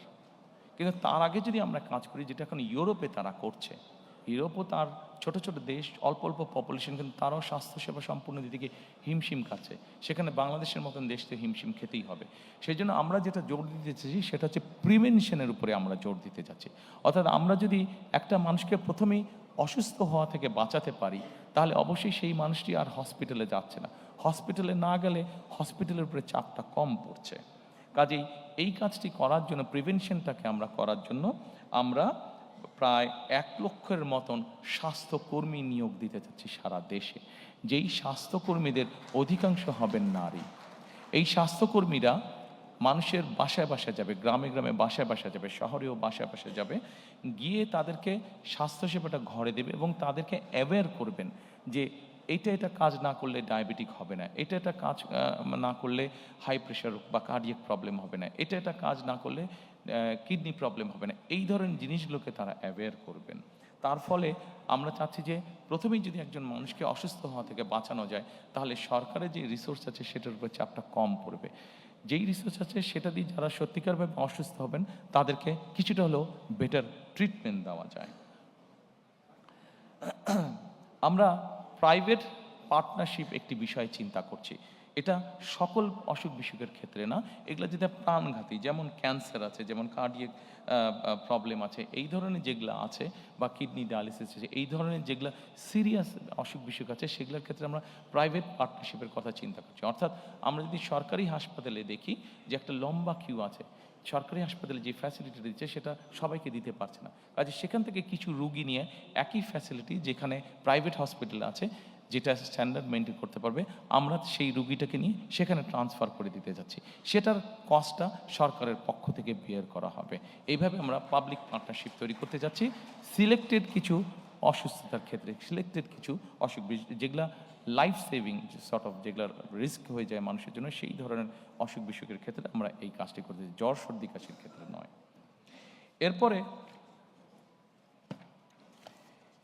এরপরে আমি আপনাদেরকে অনুরোধ করব প্রতিরক্ষা পররাষ্ট্রনীতিতে। সম্মানিত উপস্থিতিবৃন্দ, অবশ্যই সশস্ত্র বাহিনীকে আমরা সকল বিতর্ক এবং রাজনীতিকরণের বাইরে রাখতে চাই। আমরা যদি সত্যিকারভাবে আমাদের একটি শক্তিশালী সশস্ত্র বাহিনী গড়ে তুলতে চাই, তাহলে অবশ্যই আমাদেরকে পেশাদারিত্ব বা প্রফেশনালিজমের উপরে জোর দিতে হবে, এবং অবশ্যই তাদেরকে সকল রাজনীতিকরণের বাইরে আমাদেরকে রাখতে হবে।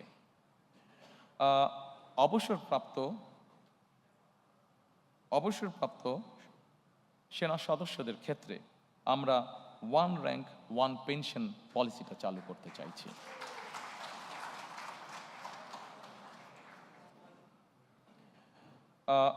সম্মানিত উপস্থিতিবৃন্দ, ফরেন পলিসির ক্ষেত্রে কথা আছে যে ফরেন পলিসিটা কেমন হবে। আমি এক বাক্যে আপনাদেরকে বলছি, দেখুন, বাংলাদেশে 20 কোটি মানুষ, আমরা এর আগেই বলেছি বহু 4 কোটি বেকার আছে, স্বাস্থ্যর বিষয় আছে, কর্মসংস্থানের বিষয় আছে। আমাদের ফরেন পলিসিটা খুব সংক্ষেপে যদি বলি সেটাই হবে, অর্থাৎ আমার দেশের স্বার্থ, আমার দেশের মানুষের স্বার্থ রক্ষা করে যাদের বন্ধুত্ব সহযোগিতা পেলে আমরা আমাদের দেশে নতুন ব্যবসা বাণিজ্য প্রতিষ্ঠিত করতে পারবো, আমার দেশের মানুষের কর্মসংস্থানের ব্যবস্থা করতে পারবো, আমাদের দেশের অর্থনৈতিক অবস্থা শক্তিশালী হবে, অবশ্যই আমার দেশের স্বাধীনতা এবং সার্বভৌমত্ব অক্ষুণ্ণ রাখবে। এইটার ভিত্তিতেই আমরা আমাদের পররাষ্ট্রনীতি পরিচালিত করব। অর্থাৎ আমার দেশের মানুষের সমস্যার সমাধান করে আমার দেশের স্বাধীনতা এবং সার্বভৌমত্ব অক্ষুণ্ণ রেখেই আমাদের সাথে যাদের বন্ধুত্ব করা সম্ভব, অবশ্যই আমরা তাদের সাথে বন্ধুত্ব করব। আমাদের সামনে একটি বিরাট পররাষ্ট্রনীতিতে একটি বিরাট সমস্যা আছে, এটি মানবিক সমস্যা, সেটিকে আমরা সকলেই জানি, সেটি হচ্ছে রোহিঙ্গা সমস্যা যেটি আছে। আমাদের নিজেদের দেশের জনসংখ্যা প্রায় 20 কোটি।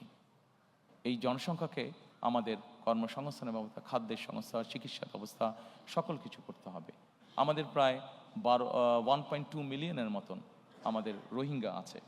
তারাও মানুষ, মানবিক দৃষ্টিকোণ থেকে অবশ্যই তাদের দেশে যে অবস্থা, আমরা এখানে বাংলাদেশ তাদেরকে আশ্রয় দিয়েছে, অবশ্যই আমরা তাদেরকে দেখব, কিন্তু অ্যাট দ্য সেম টাইম আমরা চাবো যে তাদের এলাকায়, তাদের ঘরে তাদের জন্য সেফ একটা সিচুয়েশন তৈরি হোক এবং ধীরে ধীরে তারা তাদের এলাকায় ফিরে যাক। অর্থাৎ আমরা রোহিঙ্গা প্রত্যাবর্তন, সেফ প্রত্যাবর্তন আমরা নিশ্চিত করতে চাই। সম্মানিত উপস্থিতিরা, আমাদের পদ্মা, তিস্তা সহ বিভিন্ন নদীর পানির বন্টনের আমাদের কিছু অসুবিধা আছে। আমরা চাই যাদের সাথে আমাদের এই অসুবিধা আছে তাদের সাথে বসে আলোচনা করে আমরা এই সমস্যার সমাধান করতে চাই, যাতে আমার দেশের মানুষ তার পানির ন্যায্য হিসাব পেতে পারে। আমরা আমাদের পররাষ্ট্র মন্ত্রণালয়কে মোর অ্যাক্টিভ করার মাধ্যমে আমাদের যে প্রায় 1.5 কোটি প্রবাসী বিদেশে আছেন, তারা যাতে আরও বেটারভাবে ট্রিটেড হন, সেই বিষয়ে আমরা উদ্যোগ গ্রহণ করতে চাই। আমাদের যে বিভিন্ন দূতাবাসগুলো আছে সেগুলোকে মোর মডার্নাইজ এবং মোর অ্যাক্টিভ করার মাধ্যমে।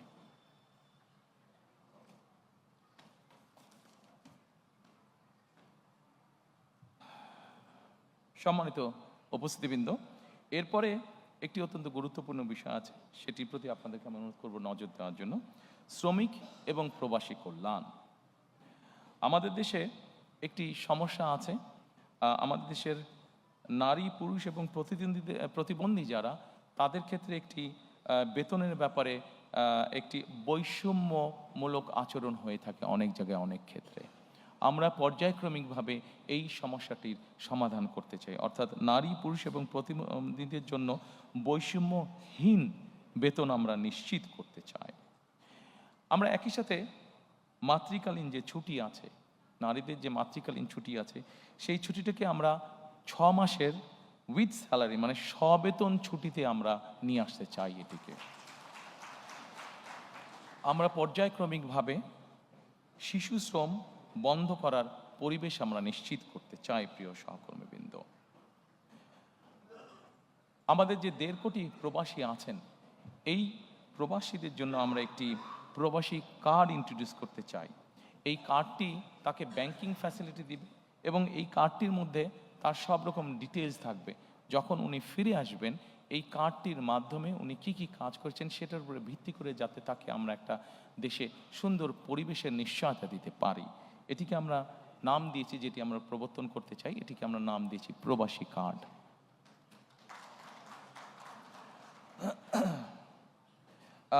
এর বাইরে আমরা প্রবাসীদের জন্য রেমিটেন্স প্রণোদনা দিতে চাই। বৈধ উপায়ে, রাষ্ট্রের যে উপায় আছে, সেই উপায় যখন ওনারা টাকা পাঠাবেন, সেইটার উপরে আমরা তাদেরকে একটি প্রণোদনা দিতে চাই। একটি সার্টেন অ্যামাউন্টের বেশি হলে অবশ্যই তাদেরকে আমরা সেই প্রণোদনাটা দিতে চাই, যাতে করে তারা দেশে যখন ফিরে আসবেন, সেই প্রণোদনার পয়সাটা দিয়েও যাতে তারা তাদের কোনো একটি কাজে ব্যবহার করতে পারেন। সম্মানিত উপস্থিতিবৃন্দ, এরপরে আমি আপনাদেরকে আমাদের এইটার বৈষম্যহীন আর্থসামাজিক উন্নয়নের টেকসই রাষ্ট্রীয় সক্ষমতার লাস্ট যেই আমাদের প্যারাটা আছে, সেখানে আমি আপনাদের দৃষ্টি আকর্ষণ করছি। এখানে আছে আমাদের সবুজ বিপ্লব। এই সবুজ বিপ্লবের মধ্যে আমি আগেই বলেছি 5 বছরে আমরা 25 কোটি বৃক্ষ করতে চাই, বৃক্ষরোপণ আমরা করতে চাই। একই সাথে 5 বছর 25 কোটি বৃক্ষরোপণ করতে, একই সাথে আমরা 2030 সালের মধ্যে শতকরা 20% বিদ্যুৎ আমরা নবায়নযোগ্য, অর্থাৎ সোলার বলতে যেটা হয়, সোলার পাওয়ার থেকে আমরা উৎপাদন করতে চাই।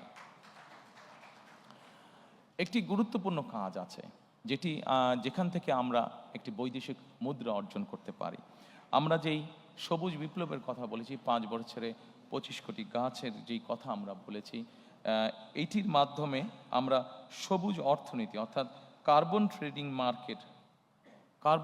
মার্কেট আমরা গঠন করতে চাই। এবং এই কার্বন ট্রেডিং মার্কেট গঠনের মাধ্যমে আমরা হিসেব করে দেখেছি যে আমরা মোটামুটি $1 বিলিয়ন আমরা সেখান থেকে ইনকাম করতে পারবো, যেটি এখন খুবই সামান্য আছে, এবার 2.5 মিলিয়নের মতন আছে, সেটিকে আমরা 1 বিলিয়নে নিয়ে যেতে পারবো। আমরা যদি আমাদের এই বৃক্ষরোপণ, সবুজ বনায়ন, এই কার্যগুলো যদি আমরা মোটামুটি প্ল্যান অনুযায়ী সম্পাদন করতে পারি, তাহলে এই $1 বিলিয়ন আমাদের জন্য ইনকাম করা খুব কঠিন কিছু হবে না। সম্মানিত উপস্থিতিবৃন্দ, 3R, reduce, recycle and reuse. আমরা প্লাস্টিক এবং এই জাতীয় জিনিসের ক্ষেত্রে এই 3R এর উপরে আমরা গুরুত্ব আরোপ করতে চাই। আমাদের পরিবেশকে যদি আমাদের রক্ষা করতে হয়, আমাদের পরিবেশকে যদি আমাদের বসবাস উপযোগী করে রাখতে হয়, তাহলে এই 3Rকে আমরা যে কোনোভাবে বাস্তবায়ন করতে চাই। আমি শিওর এই ঘরে যারা উপস্থিত আছেন সবাই আমাদেরকে এই ব্যাপারে সহযোগিতা করবেন।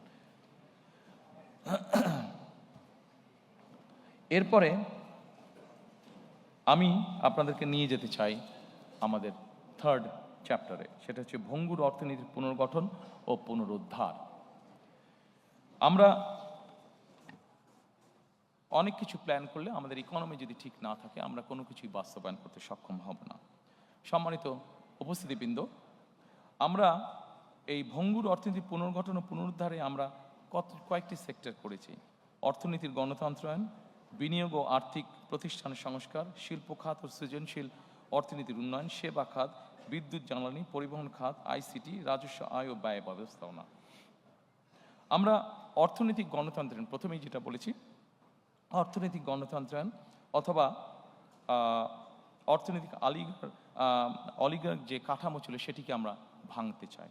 অর্থনৈতিক গণতন্ত্রটা কি? অর্থনৈতিক গণতন্ত্র হচ্ছে কতিপয় কোনো বিজনেস হাউসের মধ্যে না রেখে বরঞ্চ আমরা গণতন্ত্রটাকে অর্থনীতিকে আমরা ডিস্ট্রিবিউট করতে চাই, যেখানে কম বেশি সকল মানুষের একটি এন্ট্রি থাকবে, সকল মানুষের অধিকার থাকবে গণতন্ত্রতে নিজের কন্ট্রিবিউশনটা করার মতন। অর্থাৎ সকলের অংশগ্রহণমূলক এবং সবার জন্য উন্মুক্ত একটা অর্থনীতি আমরা গড়ে তুলতে চাই। সম্মানিত উপস্থিতিবৃন্দ, একজন রাজনৈতিক কর্মী হিসাবে আমার যেটি অবজারভেশন, যে কোনো দেশের অর্থনৈতিক বুনিয়াদ তখনই শক্তিশালী হয়, অর্থনৈতিক স্থিতিশীলতা তখনই হয় যখন সেই দেশের মধ্যবিত্ত শ্রেণীটি অনেক বড় আকার ধারণ করে। আমাদের পরিকল্পনা হচ্ছে অর্থনীতির ক্ষেত্রে আমরা বাংলাদেশের মধ্যবিত্ত শ্রেণী বলতে, যেটি কয়েক বছর আগেও প্রায় ধ্বংসপ্রাপ্ত ছিল, সেই মধ্যবিত্ত শ্রেণীটিকে আমরা অর্থনৈতিকভাবে ধীরে ধীরে ধীরে ধীরে শক্তিশালী করে গড়তে তুলতে চাই। আমি আগেই বলেছি, আমাদের অর্থনৈতিক বা যে কোনো পরিকল্পনার মূল অন্যতম লক্ষ্য হচ্ছে কর্মসংস্থান তৈরি করা। যত বেশি সংখ্যক কর্মসংস্থান, যে কোনো বিনিয়োগ বলেন, যে কোনো অর্থনৈতিক কার্যক্রম বলেন, প্রত্যেকটিতে আমাদের লক্ষ্য থাকবে কর্মসংস্থানের তৈরি করা, যত বেশি সংখ্যক কর্মসংস্থান। কারণ আমরা মনে করি যত বেশি সংখ্যক কর্মসংস্থান আমরা তৈরি করতে সক্ষম হব, তত বেশি অর্থনীতি বা ইকোনমি তত বেশি সচল হবে আমাদের। এবং সেই জন্যই আমরা বলেছি যে আমরা 2034 সালের মধ্যে আমরা বাংলাদেশের অর্থনীতিকে $1 ট্রিলিয়ন অর্থনীতিতে নিয়ে যেতে চাই। সম্মানিত উপস্থিতিবৃন্দ, এরপরে আমি আপনাদের দৃষ্টি আকর্ষণ করতে চাই, অনেকগুলো বিষয় আছে এখানে, অনেক লম্বা বিষয়, আমি সংক্ষেপ থাকার চেষ্টা করব। বিনিয়োগ এবং প্রাতিষ্ঠানিক সংস্কার। বিনিয়োগ এবং প্রাতিষ্ঠানিক সংস্কারে এফডিআই ক্যাপ্টেন আমরা নিয়োগ করতে চাই। অর্থাৎ ফরেন ইনভেস্টমেন্ট যারা আসবে, এই ফরেন ইনভেস্টমেন্ট যারা আসবে তাদেরকে বিভিন্ন সময় বিভিন্ন বিড়ম্বনা ভোগ করতে হয়। আমরা যেটা করতে চাই সেটা হচ্ছে আমরা একজন ক্যাপ্টেনকে নিয়োগ করতে চাই, যার দায়িত্ব হবে যে বিদেশি বিনিয়োগটা আসবে তার যাবতীয় যত কাগজপত্র, যত কিছু ফর্মালিটিস আছে, সেই ক্যাপ্টেন তার হয়ে সকল কাজগুলো সম্পন্ন করবে। তারা সকল কাজগুলো সম্পন্ন করবে যাতে সেই বিদেশি বিনিয়োগকারী হতাশ হয়ে ফিরে যেতে না হয় তাদেরকে। আমরা একটি পলিসি গ্রহণ করতে চাই অর্থনীতির ক্ষেত্রে। সম্মানিত উপস্থিতি, আপনাদের সকলেরই ধারণা আছে বিনিয়োগ বা অর্থনীতি এমন একটি বিষয়, আমরা যদি এটি ব্যাপারে যে কোনো পলিসি নিয়ে এবং হুট করে যদি 7 দিন পর পর পলিসি চেঞ্জ করতে চাই, তাহলে অর্থনীতি কোনোভাবেই শুভ ফল দেখতে পাবে না।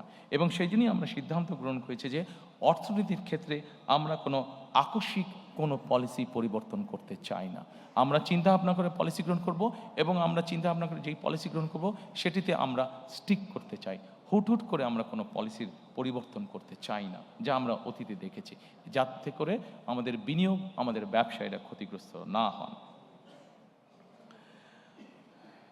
আমরা লাইসেন্সিং প্রক্রিয়াকে সহজকরণ করে ফেলতে চাই। লাইসেন্সিং প্রক্রিয়া সহজকরণ করলে আমাদের ব্যবসায়ীরা উৎসাহিত হবেন, বিদেশি বিনিয়োগকারীরা উৎসাহিত হবেন। অনেক সময় আমরা দেখেছি লাইসেন্সিং প্রক্রিয়া বর্তমানে অনেক কঠিন, জটিল থাকার কারণে অনেক বিনিয়োগকারী, সেটি দেশি হোক বিদেশি হোক, তারা হতাশ হয়ে অনেক ক্ষেত্রেই ফিরে যান। সেটিকে আমরা ইজি করে আনতে চাই। সম্মানিত উপস্থিতিবৃন্দ, এই মুহূর্তে যদি আমরা চিন্তা করি আমাদের সবচেয়ে বড় রেমিটেন্সের উপায় কোনটা? আমাদের সবচেয়ে বড় রেমিটেন্সের উপায় হচ্ছে গার্মেন্টস। কিন্তু একটি জাতি বা একটি দেশ যুগের পর যুগ একটি সেক্টরের উপরে কোনোভাবেই ডিপেন্ডেন্ট থাকতে পারে না। এবং সেই জন্যই আমরা মনে করি যে আমাদেরকে আরও সেক্টর বের করতে হবে এবং যেই সেক্টরগুলো রফতানিমূলক সেক্টর হিসেবে বিবেচিত হবে। আমরা ফার্মাসিউটিক্যালের কথা চিন্তা করতে পারি, আমরা লেদার শিল্পের কথা আমরা চিন্তা করতে পারি, আমরা আইটির কথা আমরা চিন্তা করতে পারি, আমরা টয় ইন্ডাস্ট্রির কথা চিন্তা করতে পারি, আমরা ইলেকট্রনিক ইন্ডাস্ট্রির কথা চিন্তা করতে পারি। এরকম অনেকগুলো রফতানিমুখী শিল্প আমরা চিন্তা করতে পারি। এবং এই রফতানিমুখী শিল্প আমরা কতগুলো শিল্পকে আমরা প্রায়োরিটাইজ করে নেব যে আগামী 5 বছর বা 10 বছর এই সেক্টরগুলোকে আমরা প্রায়োরিটাইজ করে নিব। এবং যেই সেক্টরগুলোকে আমরা প্রায়োরিটাইজ করব সেগুলোকে আমরা প্রণোদনা দিতে চাই। ইনসেন্টিভ দিতে চাই। এটা এমনও হতে পারে তাদেরকে আমরা বন্ডের ফ্যাসিলিটি দিব, বন্ডের ভ্যারাস ফ্যাসিলিটি দিব, বা যেই সকল প্রণোদনা দিলে সেই সেক্টরগুলো আস্তে আস্তে গ্রো করবে, সেই জিনিসগুলো আমরা তাদেরকে করে দিতে চাই। সম্মানিত উপস্থিতিবৃন্দ, অর্থনীতিকে তার নিজের গতিতে চলতে দিতে হবে। সব কিছু যেরকম চলার একটি ধর্ম আছে, অর্থনীতিকেও নিজের গতিতে চলতে দিতে হবে। আমরা বিগত দিনে দেখেছি যে ব্যাংকিং খাতে রাজনৈতিক হস্তক্ষেপ হয়েছে। আমরা দৃঢ়ভাবে বিশ্বাস করি যে ব্যাংকিং খাতকে যে কোনোভাবে হোক রাজনৈতিক হস্তক্ষেপের মুক্ত করে দিতে হবে এবং এটাকে প্রফেশনালি আমাদেরকে চালাতে হবে। কারণ আমরা যদি ব্যাংকিং খাতকে রাজনৈতিকভাবে হস্তক্ষেপ করি তাহলে এটির অশুভ প্রভাব অর্থনীতির উপরে পড়বে, যেটি আমাদের কারো জন্য কাঙ্ক্ষিত নয়।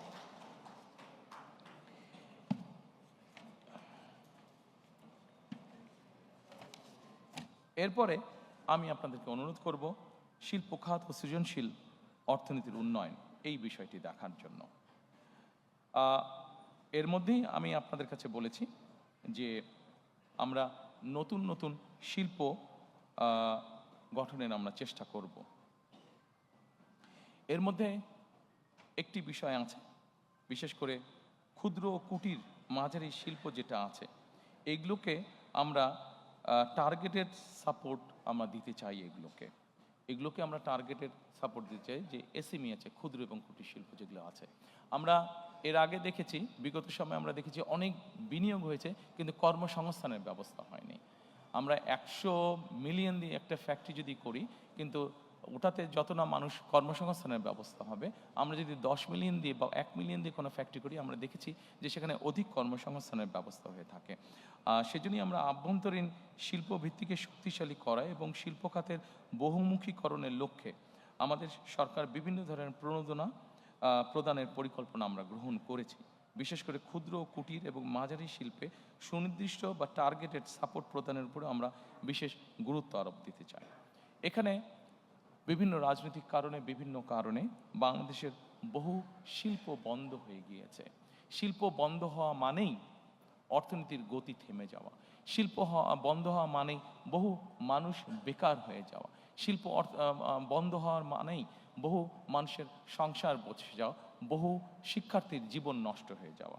সেজন্যই আমরা সিদ্ধান্ত গ্রহণ করেছি যেসব বন্ধ শিল্প আছে প্রত্যেকটির জন্য দরকার হলে আলাদা আলাদাভাবে বসে আমরা পলিসি বের করব, যে ওই শিল্পগুলোকে যাতে আবার চালু করা যায় এবং সেখানে যাতে আবার অর্থনৈতিক কর্মচাঞ্চল্য শুরু হয়, সেখানে যাতে আবার নতুন করে কর্মসংস্থানের ব্যবস্থা হয়।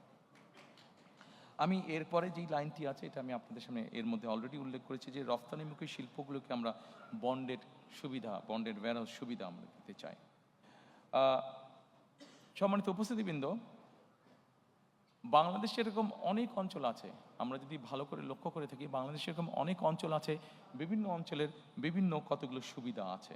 কাজেই আমরা যদি এই বিষয়গুলোকে স্টাডি করি তাহলে আমরা এক অঞ্চলের পণ্য দিয়েই আমরা বিভিন্ন এলাকা গড়ে তুলতে পারি। যেমন টাঙ্গাইলে, আমরা যদি টাঙ্গাইলে দেখি, টাঙ্গাইলের বিভিন্ন অঞ্চলে আমরা নামাজ পড়ার সময় যে টুপিটা ব্যবহার করে থাকি সেই টুপিটা তৈরি হচ্ছে এবং এই টুপি সারা বিশ্বে বিভিন্ন জায়গায় যাচ্ছে।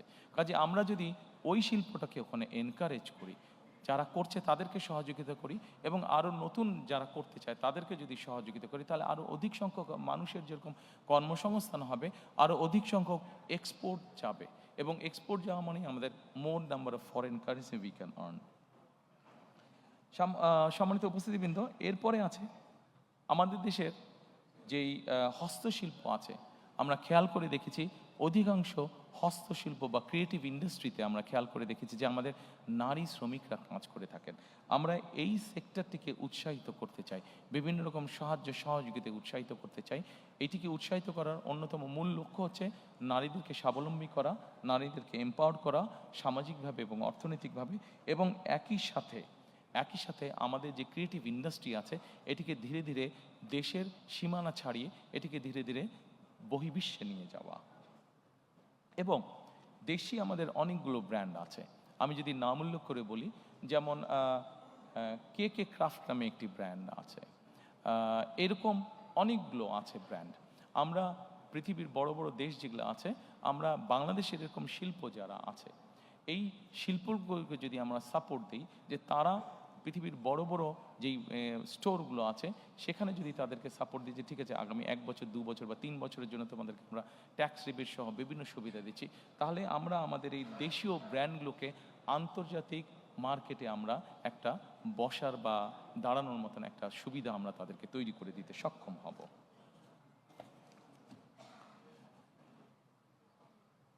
সম্মানিত উপস্থিতিবৃন্দ, এরপরে আপনাদেরকে আমি অনুরোধ করব সেবা খাতের প্রতি দৃষ্টি দেওয়ার জন্য।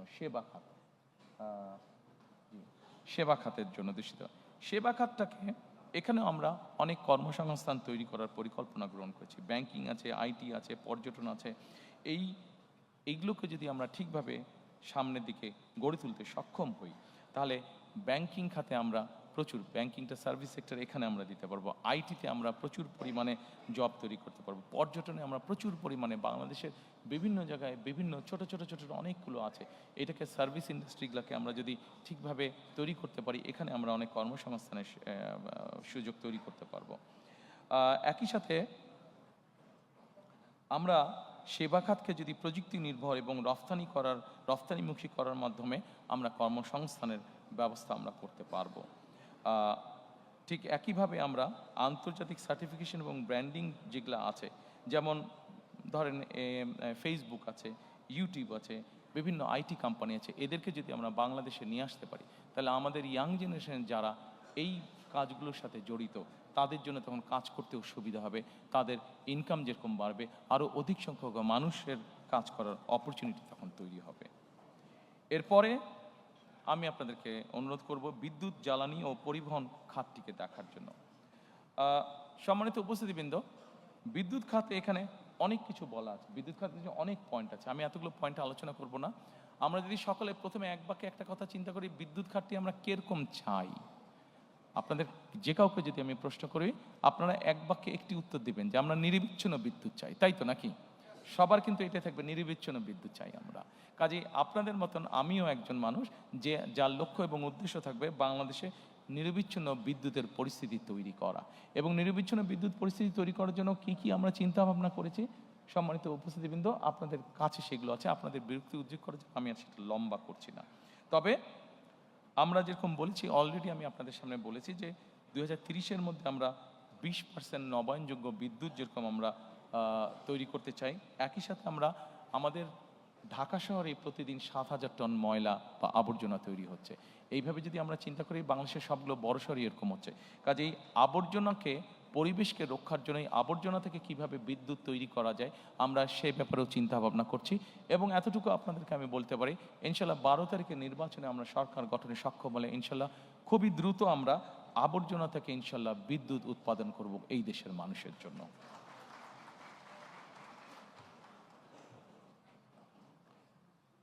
সম্মানিত উপস্থিতিবৃন্দ, এরপরে আছে যোগাযোগ ও পরিবহন খাত। যোগাযোগ এবং পরিবহন খাতের খুব সংক্ষেপে যদি আমরা নিয়ে আসি, আমরা সম্পূর্ণ বাংলাদেশটাকে আমরা রেল লাইনের মাধ্যমে কানেক্টিভিটি আমরা তৈরি করতে চাইছি। রেল লাইনের মাধ্যমে অবশ্যই রোড আছে, রাস্তাঘাট, হাইওয়ে, মোটরওয়ে, বাস, ট্রাক, এগুলো অবশ্যই আছে, কিন্তু রেলওয়ের মাধ্যমে, এই জন্য আমি আপনাদের সামনে কথাটা তুলে ধরলাম যে রেলওয়েকে যদি আমরা ডেভেলপ করতে পারি, তাহলে কিন্তু মানুষের যাতায়াত খরচ, সেটা নিজের যাতায়াত খরচ হোক অথবা পণ্য পরিবহন হোক, সেটি অনেকাংশে কমে আসবে। এই কমে আসার ফলে যেটি হবে, মানুষ যেরকম সহজে যাতায়াত করতে পারবে, আমরা যদি সারা দেশে রেলওয়ে কানেক্টিভিটি তৈরি করতে পারি, মানুষ যেরকম সহজে যাতায়াত করতে পারবে, একই সাথে তার ব্যবসা বাণিজ্যের ক্ষেত্রেও সুবিধা হবে, তার পণ্য পরিবহনের সুবিধা হবে, অর্থাৎ তার জন্য ইকোনমিক্যালি জিনিসটা অনেক বেশি ভায়াবল হবে। আমাদের দেশের নৌ পরিবহন বা জলপথ যেটা আছে, আনফর্চুনেটলি অনেক খাল বিল বন্ধ হয়ে গেছে। এই ব্যাপারে আপনাদেরকে এর মধ্যে আমি বলেছি যে আমাদের 20,000 কিলোমিটার খাল খননের পরিকল্পনা রয়েছে। এই খাল খননের মাধ্যমে একই সাথে বিভিন্ন নদীগুলোকেও যদি আমরা সক্ষম হই ড্রেজিং করা বা খনন করার জন্য, আমরা প্রত্যাশা করি যে আমরা যে নৌপথে চলাচলের ব্যবস্থাটাকে আমরা অনেক ডেভেলপ করতে পারবো। কারণ আমাদের দেশটা এমনি একটু পপুলেশন বেশি, শুধু রোড কমিউনিকেশন দিয়ে আমরা সকলের যাতায়াত ব্যবস্থা নিশ্চিত করতে পারবো না। কাজে আমাদের যত অল্টারনেটিভ আছে, সবগুলো উপায়কে আমাদের দেখতে হবে, সবগুলো উপায়কে আমাদের ব্যবহার করতে হবে। সম্মানিত উপস্থিতিবৃন্দ, এরপরে আপনাদেরকে আমি অনুরোধ করব, এই এই চ্যাপ্টারে আইসিটি, এই ডিপার্টমেন্টে আইসিটি যেই চ্যাপ্টারটি আছে সেটা রাখার জন্য। আমি খুব সংক্ষেপেই যাচ্ছি, অনেকক্ষণ সময় নিয়ে নিয়েছি আপনাদের। আইসিটিতে আমরা আমাদের যেই পরিকল্পনা সেটা হচ্ছে সাইবার নিরাপত্তা এবং এআই সহ 5টি খাতে আমরা পরিকল্পনা গ্রহণ করছি 2 লক্ষ, এবং ফ্রিল্যান্সিং ও কন্টেন্ট ক্রিয়েশনে আমরা 8 লক্ষ, অলটুগেদার অ্যাবাউট 10 লক্ষ কর্মসংস্থানের আমরা চিন্তা ভাবনা করছি। আমাদের ইয়াং জেনারেশন, যেমন ধরেন আমাদের ইয়াং জেনারেশন যারা সে কন্টেন্ট ক্রিয়েশনের কাজ করে থাকেন, আপনাদের অনেকেই জানা আছে সাউথ কোরিয়া যে দেশটি, এরা এখানে যারা ইয়াং জেনারেশন আছে এরা কন্টেন্ট ক্রিয়েশনে খুব ভালো করে থাকে, এবং খুব সম্ভবত গত বছর তাদের শুধু কন্টেন্ট ক্রিয়েশন থেকেই তাদের ইনকাম ছিল, দেশের ইনকাম ছিল প্রায় $12 বিলিয়ন। কাজে তারা যদি পারে, আমাদের ইয়াং জেনারেশন না পারার কোনো কারণ নেই। আমাদের কিছু পলিসিগত বিষয় আছে, সেই পলিসিগুলোকে আমাদেরকে সঠিকভাবে গ্রহণ করতে হবে। পলিসিগুলো গ্রহণ করার মাধ্যমে আমরা যদি এই ছেলে মেয়েদেরকে ট্রেনিং দিতে পারি, একটু তাদেরকে বিভিন্নভাবে সহযোগিতা করতে পারি, আমরা দৃঢ়ভাবে বিশ্বাস করি যে এখানে 8 লক্ষ আমরা বলেছি, 8 লক্ষের বেশি আমরা তৈরি করতে পারবো, এবং প্রচুর পরিমাণ বৈদেশিক মুদ্রা আমরা এখান থেকে অর্জন করতে সক্ষম হব। আমরা সবার জন্য এখানে বলেছি দ্রুত এবং নির্ভরযোগ্য ইন্টারনেট, বিনামূল্যে উচ্চগতির দ্রুত এবং ইন্টারনেট। বিনামূল্যে কিভাবে আমরা প্রোভাইড করতে চাই, ওটার ভিতরে ছোট্ট যে সিক্রেটটা আছে এটা আমি আপনাদের সামনে তুলে ধরেছি, কাজেই এইটিতে আমি আবার রিপিট করলাম না, সময় নষ্ট হবে। সম্মানিত উপস্থিতিবৃন্দ, আমাদেরকে একটি বিষয়ে খুবই সিরিয়াস হতে হবে। এই বিষয়টিতে আমাদের বহু মানুষ কষ্ট পাচ্ছেন, বিশেষ করে নারী সমাজের সদস্যরা, তাদেরকে বিভিন্নভাবে হেনস্থা করা হচ্ছে। সেটি হচ্ছে জাতীয় সাইবার নিরাপত্তা, সাইবার বুলিং এবং নাগরিক তথ্য, বিশেষ করে সাইবার বুলিং। আমাদের নারী সমাজের সদস্যরা বিভিন্নভাবে সাইবার বুলিংয়ের শিকার তারা হচ্ছে।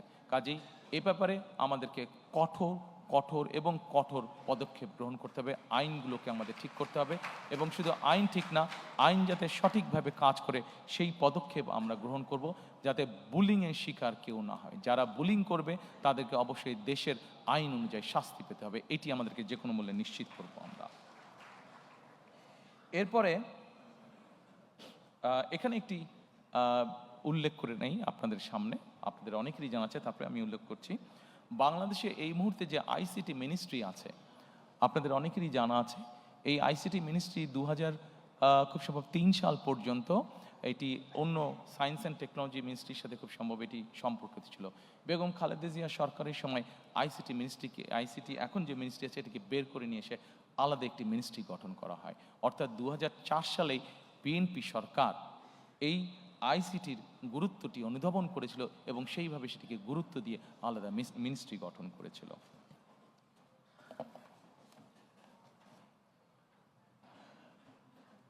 সম্মানিত উপস্থিতিবৃন্দ, এরপরে রাজস্ব আয় ও ব্যবস্থাপনা আছে।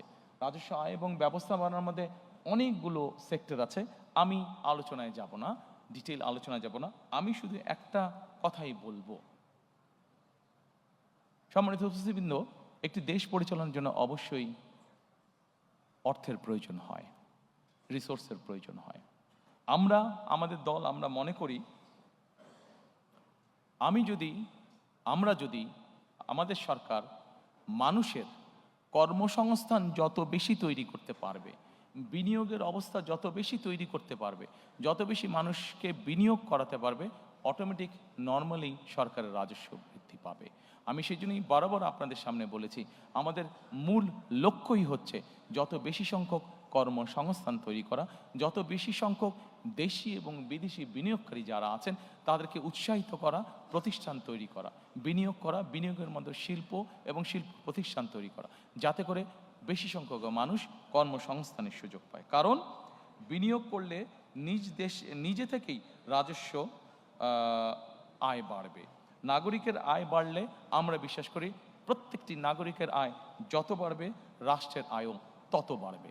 সেই জন্য আমরা ওইভাবে ট্যাক্স ইম্পোজ না করে আমরা চাই নাগরিকের আয় বাড়ুক। নাগরিকের আয় বাড়ানোর জন্য যা যা করা প্রয়োজন আমরা সেটি করতে চাই। নাগরিকের আয় বাড়া মানেই সরকারের বা রাষ্ট্রের আয় বাড়া। আমরা জিনিসটাকে এইভাবেই চিন্তা করতে চাই।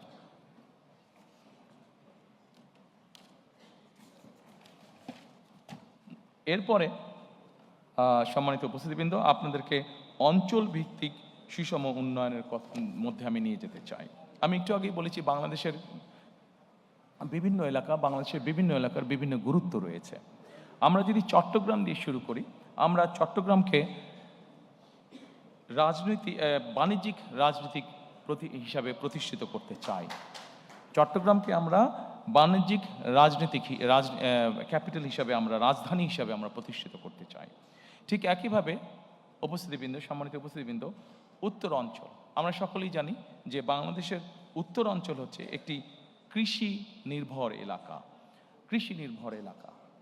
কাজে এই কৃষি নির্ভর এলাকা যেহেতু, সেই জন্যই আমরা চাই উত্তর অঞ্চলে কৃষি রিলেটেড কি কি ইন্ডাস্ট্রি হতে পারে, সেই ধরনের ইন্ডাস্ট্রি যারা এরই ভিতরে করছেন বা করতে চান, সেই মানুষগুলোকে আরও প্যাট্রোনাইজ করা, এনকারেজ করা, যাতে তারা সেই ধরনের শিল্প তারা গড়ে তুলতে চান।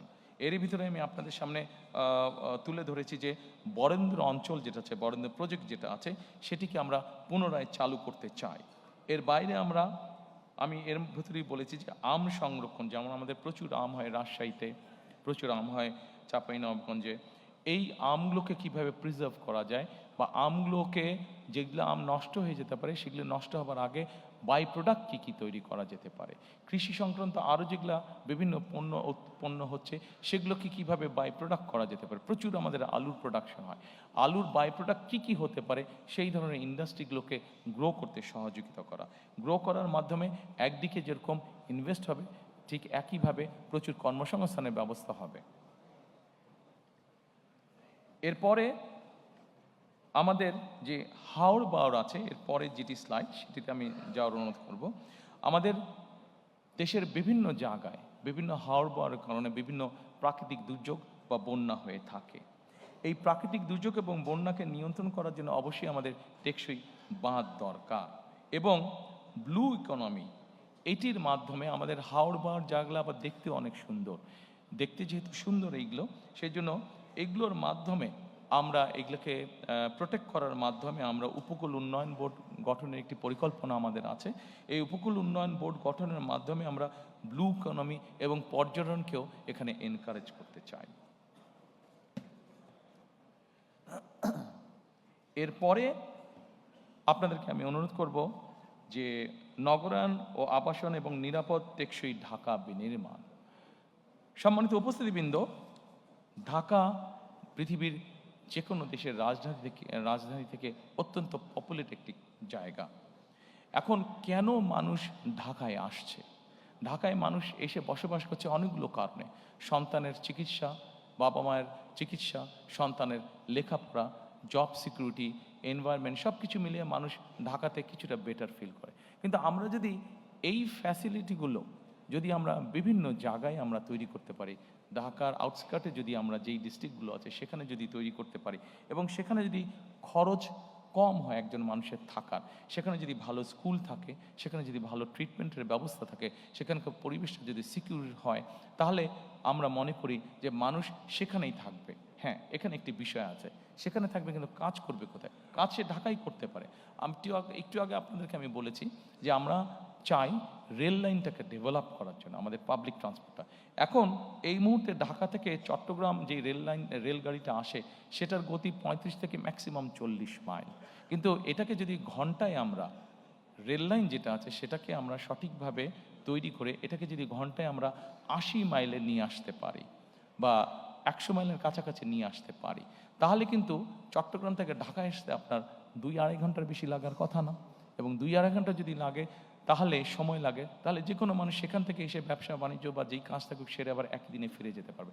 ঠিক এইভাবে আমরা যদি ঢাকার আশেপাশের সিটিগুলোতে আমরা স্যাটেলাইট টাউন গড়ে তুলতে পারি, এবং সেখানকার সাথে যদি রেল কমিউনিকেশন আমরা তৈরি করতে পারি, এবং মোটামুটি 1 ঘন্টা 45 মিনিটের মধ্যে মানুষ আসা এবং যাওয়া যদি করতে পারে, তাহলে আমরা ধারণা করছি যে বহু মানুষ তখন ঢাকা শহরে আর থাকবেন না। যেই ফ্যাসিলিটি ঢাকা শহর আছে সেগুলো আমরা ওখানে দিতে পারবো, এবং তার যেহেতু যাওয়া আসার জন্য ইজি হবে, তখন সেই মানুষগুলো তারা ওখানেই থাকবেন। শুধু যার কর্মস্থল ঢাকায়, সে শুধু আসবেন, এসে কাজ শেষ করে আবার চলে যাবেন। পৃথিবীর অনেক উন্নত দেশগুলোতে এভাবে মানুষ করে থাকে। যদি তারা করতে পারে, তাহলে আমরা কেন করতে পারবো না? এটি আমাদের একটা চিন্তা ভাবনা আছে। এরপরে সম্মানিত উপস্থিতিবৃন্দ, আমি আপনাদেরকে অনুরোধ করব পর্যটন খাত দেখার জন্য। অনেকেই আমরা দেখি যে আমাদের দেশে কক্সবাজারের মানুষ যাচ্ছে, আমাদের দেশে আরও কয়েক জায়গায় মানুষ যাচ্ছে, কিন্তু আমরা যদি খেয়াল করে দেখি কক্সবাজারে যে পরিমাণ মানুষ যাচ্ছে সুন্দরবনে সে পরিমাণ মানুষ যাচ্ছে না। যাচ্ছে, কিন্তু সুন্দরবন কিন্তু অনেকগুলো ছোট ছোট প্রাইভেট সেক্টরে অনেক ছোট ছোট কিন্তু ট্যুরিস্ট স্পট হয়েছে। কেন যাচ্ছে না? এই জিনিসগুলো আমাদেরকে সুন্দরভাবে উপস্থাপন করতে হবে। আমাদের দিনাজপুরে এরকম অনেক পুরনো রাজবাড়ি আছে, অনেক মসজিদ আছে, অনেক মন্দির আছে, যেগুলার ট্যুরিজম ভ্যালু আছে, যেগুলার হেরিটেজ যেগুলো আমাদের, কিন্তু সেই জিনিসগুলোকে আমরা উপস্থাপন করতে পারিনি সঠিকভাবে। নিশ্চয়ই আপনাদের চোখে পড়েছে, আমি যখন লন্ডনে ছিলাম তখন আমি হঠাৎ একদিন খেয়াল করলাম যে সৌদি আরব তাদের ট্যুরিজমের বিভিন্ন বিষয় অ্যাড দিচ্ছে ইন্টারন্যাশনাল টিভি চ্যানেলগুলোতে। তারা বর্তমানে সৌদি আরব তাদের ট্যুরিজমকে এনকারেজ করছে, বিভিন্নভাবে গড়ে তুলছে, ট্যুরিস্ট অ্যাট্রাক্ট করার চেষ্টা করছে। আমাদের এতদিন ধারণা ছিল সৌদি আরবে মানুষ শুধু যায় ধর্মীয় কারণে বা ব্যবসা বাণিজ্যের কারণে, কিন্তু এখন তারা আস্তে আস্তে ট্যুরিজম অ্যাট্রাক্ট করছে। তো সৌদি আরবের মতন দেশ যদি ট্যুরিজম অ্যাট্রাক্ট করতে পারে, তাহলে আমরা কেন পারবো না? আমাদের অনেক স্কোপ আছে, অনেক সুন্দর সুন্দর। আমরা রাজশাহীর আম বাগান যেটা আছে, দিনাজপুরের লিচু বাগান আছে, আমরা সেটিকে ঘিরে কেন ট্যুরিজম তৈরি করতে পারবো না? হল্যান্ডে যদি টিউলিপ গার্ডেন দেখতে যেতে পারে মানুষ, তাহলে আমাদের এখানে আমরা কেন এরকম গার্ডেন কোথাও নেই বা কেন তৈরি করতে পারবো না যেখানে মানুষ দেখতে যেতে পারে? কাজে আমরা যদি চেষ্টা করি, আমরা যদি পরিকল্পনা গ্রহণ করি, অবশ্যই আমরা ট্যুরিজম সেক্টরকে শুধু যে কক্সবাজারই সমুদ্র সৈকত দেখতে যাবে তা না, এর পাশাপাশি অনেক ট্যুরিজম সেক্টর, অনেক স্পট, অনেক ডিফারেন্ট কাইন্ডের স্পট আমরা গড়ে তুলতে পারবো ইনশাআল্লাহ। এরপরে আপনাদেরকে আর কষ্ট দিতে চাইবো না, আমরা লাস্টটাতে আমাদের চলে এসেছি। আমাদের যেই লাস্ট স্তম্ভ সেটিতে আমরা কম বেশি চলে এসেছি। এটি হচ্ছে ধর্ম, সমাজ, ক্রীড়া, সংস্কৃতি ও সংহতি। প্রথমেই আছে ধর্মীয় সম্প্রীতি ও পাহাড় ও সমতলের নৃগোষ্ঠী। সম্মানিত উপস্থিতিবৃন্দ, এটি অনেক বড় আছে। আমরা প্রথমেই বলেছি ধর্ম যার রাষ্ট্র, যার যার রাষ্ট্র সবার। আমরা এইভাবেই বিষয়টিকে দেখি, এইভাবেই জিনিসটাকে বিশ্বাস করি। আমাদের দেশের এক শ্রেণীর মানুষ আছেন যারা আমাদের জন্ম থেকে মৃত্যু পর্যন্ত আমাদের সাথে থাকেন, জীবনের অনেক গুরুত্বপূর্ণ মুহূর্তে যারা আমাদেরকে বিভিন্ন সময় বিভিন্ন পরামর্শ দিয়ে থাকেন। সেটি আমরা যারা ইসলাম ধর্মে আছি, ইসলাম ধর্মে আছে, যেটি অন্য ধর্ম মানুষ আছেন তাদের ক্ষেত্রেও তাদের ধর্মীয় গুরুরা আছেন। এরা কারা? এরা হচ্ছেন যে আমাদের ইসলাম ধর্ম অনুযায়ী বিভিন্ন ইমাম, মুয়াজ্জিম সহ বিভিন্ন খতিব সাহেবরা, এর বাইরে অন্য অন্য ধর্মের ধর্মীয় গুরুরা আছেন। এই মানুষগুলো অধিকাংশ ক্ষেত্রে আমরা দেখেছি বেশ মানবতার জীবনযাপন করেন অনেকাংশে। আমাদের একটি পরিকল্পনা আছে, ইনশাল্লাহ আমরা সরকার গঠনে সক্ষম হলে আমরা ধীরে ধীরে এই মানুষগুলোকে, আমরা ধীরে ধীরে বিভিন্ন মসজিদ, মাদ্রাসার খতিব, ইমাম সাহেব যারা আছেন, মুয়াজ্জিম সাহেব আছেন, অন্য ধর্মের ধর্মীয় গুরু যারা আছেন, তাদেরকে আমরা সরকারের পক্ষ থেকে একটা সম্মাননার ব্যবস্থা করতে চাই।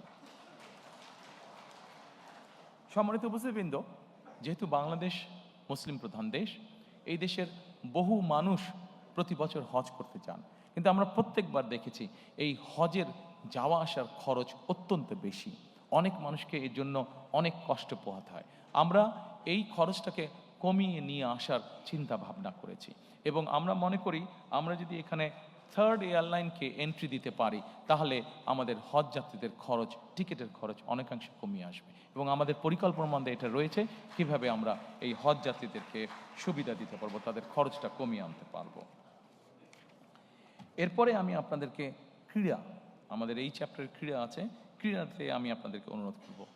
সম্মানিত উপস্থিতিবৃন্দ, এটি এমন একটা সাবজেক্ট, যেই সাবজেক্টটাতে কম বেশি প্রত্যেকটি মানুষের, সে যখন ইয়াং থাকে, শিশু অবস্থায়, সে যখন তরুণ অবস্থায় থাকে, যুব অবস্থায় থাকে, প্রত্যেকটি মানুষেরই কম বেশি আগ্রহ থাকে। আমরা শুধু আমাদের দেশে বিভিন্ন প্রফেশনাল তৈরি করতে চাই। আমাদের দেশে একটি সমাজ ব্যবস্থার মধ্যে হয় ডাক্তার হতে হবে, নাহলে ইঞ্জিনিয়ার হতে হবে, নাহলে আর্কিটেক্ট হতে হবে, অর্থাৎ নাহলে ব্যারিস্টার হতে হবে, এই ধরনের পেশাকে প্রাধান্য দেওয়া হয়ে থাকে। কিন্তু পৃথিবীর অনেক দেশ আছে যেখানে প্রফেশনাল খেলোয়াড় তৈরি হচ্ছে, সেই খেলোয়াড় প্রফেশনালি তৈরি হচ্ছে। আমাদের দেশে এরকম বহুত প্রতিভা আছে যাদেরকে আমরা প্রফেশনালি খেলোয়াড় তৈরি করতে পারি, এবং আমাদের পরিকল্পনা রয়েছে আমরা ধীরে ধীরে আমাদের সন্তানদের ভিতর থেকে এরকম প্রফেশনাল খেলোয়াড় আমরা তৈরি করে আনতে চাই। এটি আমাদের অন্যতম পরিকল্পনা অনেকগুলোর মধ্যে। সম্মানিত উপস্থিতিবৃন্দ, এরপরে গণমাধ্যম, শিল্প, সংস্কৃতি আছে। আমি আগেই বলেছি আমরা গণমাধ্যমের স্বাধীনতায় বিশ্বাস করি, কারণ আমরা মনে করি, বিএনপি মনে করে, গণমাধ্যম যদি স্বাধীন না থাকে আমাদের জবাবদিহিতা তৈরি করতে কষ্ট হবে। কাজে গণমাধ্যম যদি থাকে আমরা সহজেই দেশে একটি জবাবদিহি সরকার তৈরি করতে সক্ষম হব, জবাবদিহি একটি পরিস্থিতি তৈরি করতে সক্ষম হব। একই সাথে শিল্প এবং সংস্কৃতি, আপনাদের যদি মনে থেকে থাকে এই শিল্প সংস্কৃতি বিভিন্ন সেক্টরে মানুষকে এনকারেজ করার জন্য, সম্মানী গুণী মানুষদেরকে স্বীকৃতি দেওয়ার জন্য শহীদ রাষ্ট্রপতি জিয়াউর রহমানের সময় 21শে পদক এবং স্বাধীনতা পদক, এই দুটি পদক চালু করা হয়েছিল। সম্মানিত উপস্থিতিবৃন্দ, এই পদক দুটি বর্তমানেও চালু আছে। আমাদের পরিকল্পনার মধ্যে একটি পরিকল্পনা আছে, সমাজের বিভিন্ন মানুষ যাদেরকে অনেকে কেউ চেনে না, কিন্তু তারা বিভিন্নভাবে সমাজে বিভিন্ন রকম কন্ট্রিবিউশন করে থাকেন। আমরা চাই এই মানুষগুলোকে ধীরে ধীরে ধীরে রেকগনাইজ করার জন্য, তাদেরকে উৎসাহিত করার জন্য, যাতে করে তাদের ভালো কাজগুলো উদাহরণ হিসাবে অন্য মানুষকেও উৎসাহিত করে ভালো কিছু করার জন্য, সমাজের জন্য ভালো কিছু করার জন্য। এবং এই মানুষগুলোকে কিভাবে সিলেক্ট করা যায়, এই মানুষগুলোকে কিভাবে এনকারেজ করা যায়, সেই ব্যাপারে আমাদের একটি পরিকল্পনা রয়েছে। আপনারা নিশ্চয়ই জানেন, খেলার প্রসঙ্গে আরেকটু ফিরে আসবো আমি, নতুন কুড়ি নামে একটি অনুষ্ঠান চালু করেছিলেন শহীদ রাষ্ট্রপতি জিয়াউর রহমান। ইনিশিয়ালি নতুন কুড়ি ছিল শুধু মাত্র কালচারাল সাইডে, আমরা এটিকে আরেকটু এনহান্স এখন করতে চাই। আমরা নতুন কুড়িটি যদিও এর মধ্যে ইন্টারিম সরকার চালু করেছে, বাট এটিকে আমরা সরকার গঠনে ইনশাল্লাহ সক্ষম হলে এটিকে আমরা কন্টিনিউ করব এবং এটির সাথে আমরা কেরাত প্রতিযোগিতাকে অ্যাড করতে চাই এবং নতুন করে স্পোর্টস আমরা অ্যাড করতে চাই, যাতে করে আমাদের দেশের স্পোর্টসে যারা প্রতিভাবান তাদেরকে আমরা বের করে নিয়ে আসতে সক্ষম হই। সম্মানিত উপস্থিতিবৃন্দ, আপনাদেরকে একটি সুখবর দিতে চাই। আমি ইনশাল্লাহ আগামী 10 মিনিটের মধ্যে আপনাদেরকে এখান থেকে ছুটি দিয়ে দিতে পারবো। আমি আমার অনুষ্ঠানের শেষ পর্যায়ে চলে এসেছি, শুধু আপনাদের কাছ থেকে আর 10 মিনিট আমি চেয়ে নিচ্ছি। Dear diplomatic friends, there's a good news. I'll be finishing soon. আমাদের একটি বিষয় আমরা জোর দিতে চাই, সেটি হচ্ছে নৈতিক শক্তি পুনরুদ্ধার। আমাদের দেশে এখন প্রচুর পরিমাণ বিভিন্ন ধরনের মিডিয়া আছে। আমরা যেটি করতে চাই, সম্মানিত উপস্থিতিবৃন্দ, আমরা ছোট ছোট ডকুমেন্টারি তৈরি করতে চাই সমাজের সর্বস্তরের মানুষের জন্য। সেটি শিশু হতে পারে, সেটি একজন নারী হতে পারে, একজন মেয়ে হতে পারে, একজন গৃহিণী হতে পারে, একজন চাকরিজীবী হতে পারে, একজন ব্যবসায়ী হতে পারেন, যে কোনো শ্রেণী পেশার মানুষের জন্য আমরা ডকুমেন্টারি তৈরি করতে চাই। এখন এই ডকুমেন্টারিগুলো কি হবে? এই ডকুমেন্টারিগুলো আমরা তৈরি করতে চাই সামাজিক এবং ধর্মীয় মূল্যবোধকে সামনে রেখে। আমরা দেশের মধ্যে, সমাজের মধ্যে, পরিবারের মধ্যে আমরা সামাজিক মূল্যবোধ, ধর্মীয় মূল্যবোধকে আমরা দৃঢ়ভাবে ধারণ করতে চাই। আমাদের দেশে আমাদের সামাজিক মূল্যবোধ রয়েছে, আমাদের অনেক ধর্মীয় মূল্যবোধ রয়েছে, যেগুলোকে আমরা যদি ধারণ করতে সক্ষম হই তাহলে আমরা ধীরে ধীরে একটি সুন্দর, একটি শান্তিপূর্ণ সমাজ, পরিবার, দেশ গঠনে সক্ষম হব বলে আমরা দৃঢ়ভাবে বিশ্বাস করি। একদম শেষে এসে শেষ করে দেবার আগে সম্মানিত উপস্থিতিবৃন্দ, আপনাদেরকে আবারও আমি আন্তরিকভাবে ধন্যবাদ জানাতে চাই আমার এবং আমার দলের পক্ষ থেকে। কারণ আপনারা সকলে কষ্ট স্বীকার করে অনেকক্ষণ সময় ধরে এখানে বসে আছেন। শেষ যেই কথাটি বলে আমি আপনাদের কাছ থেকে আজকে বিদায় নেব, আমাদের এই ম্যানিফেস্টো পর্বটি আজকে শেষ করব। সেই কথাটি হচ্ছে, আপনাদের সামনে আমি এতক্ষণ পর্যন্ত যত প্ল্যান, প্রোগ্রাম, কর্মসূচি, পরিকল্পনা উপস্থাপন করেছি, তার কোনো কিছুই করা সম্ভব হবে না যদি না আমরা 3টি বিষয়ের উপরে সর্বোচ্চ অগ্রাধিকার না দেই। সম্মানিত উপস্থিতিবৃন্দ, আমি ব্যক্তিগতভাবে একজন মানুষ হিসেবে, একজন রাজনৈতিক কর্মী হিসেবে আমি মনে করি দুর্নীতি, আইনের শাসন এবং জবাবদিহিতা, আমরা যদি এই 3টির ব্যাপারে যারাই সরকার গঠন করবেন, আমরা যদি এই 3টির ব্যাপারে কঠোর পদক্ষেপ গ্রহণ না করি, তাহলে আমরা আমাদের কোনো পরিকল্পনাকেই সফল করে গড়ে তুলতে পারবো না। এবং আজকে এখানে দাঁড়িয়ে আমার দলের পক্ষ হয়ে আমি আপনাদেরকে এতটুকু বলতে চাই যে আমার দল, বাংলাদেশ জাতীয়তাবাদী দল, আগামী 12 তারিখে নির্বাচনে জয়ী হয়ে ইনশাল্লাহ সরকার গঠনে সক্ষম হলে আমাদের সর্বোচ্চ অগ্রাধিকার থাকবে এই 3টি বিষয়ের উপর গুরুত্ব আরোপ করা। দুর্নীতি, আইনের শাসন এবং জবাবদিহিতা। যে কোনো মূল্যে আমরা এটিকে সর্বোচ্চ অধিকার দিব। সম্মানিত উপস্থিতিবৃন্দ, আজকে আপনাদের কাছ থেকে আবারও আপনাদেরকে আন্তরিকভাবে ধন্যবাদ জানিয়ে এই অনুষ্ঠানে অংশগ্রহণ করার জন্য আপনাদের সকলকে আন্তরিক শুভেচ্ছা জানিয়ে আজকে আমাদের এই ম্যানিফেস্টো অনুষ্ঠান আমি আনুষ্ঠানিকভাবে আমার পক্ষ থেকে আমার পক্ষ থেকে শেষ করছি। আমি আপনাদের সকলের কাছে বিদায় নিচ্ছি। Thank you so much. Member of Diplomatic Corps, thank you so much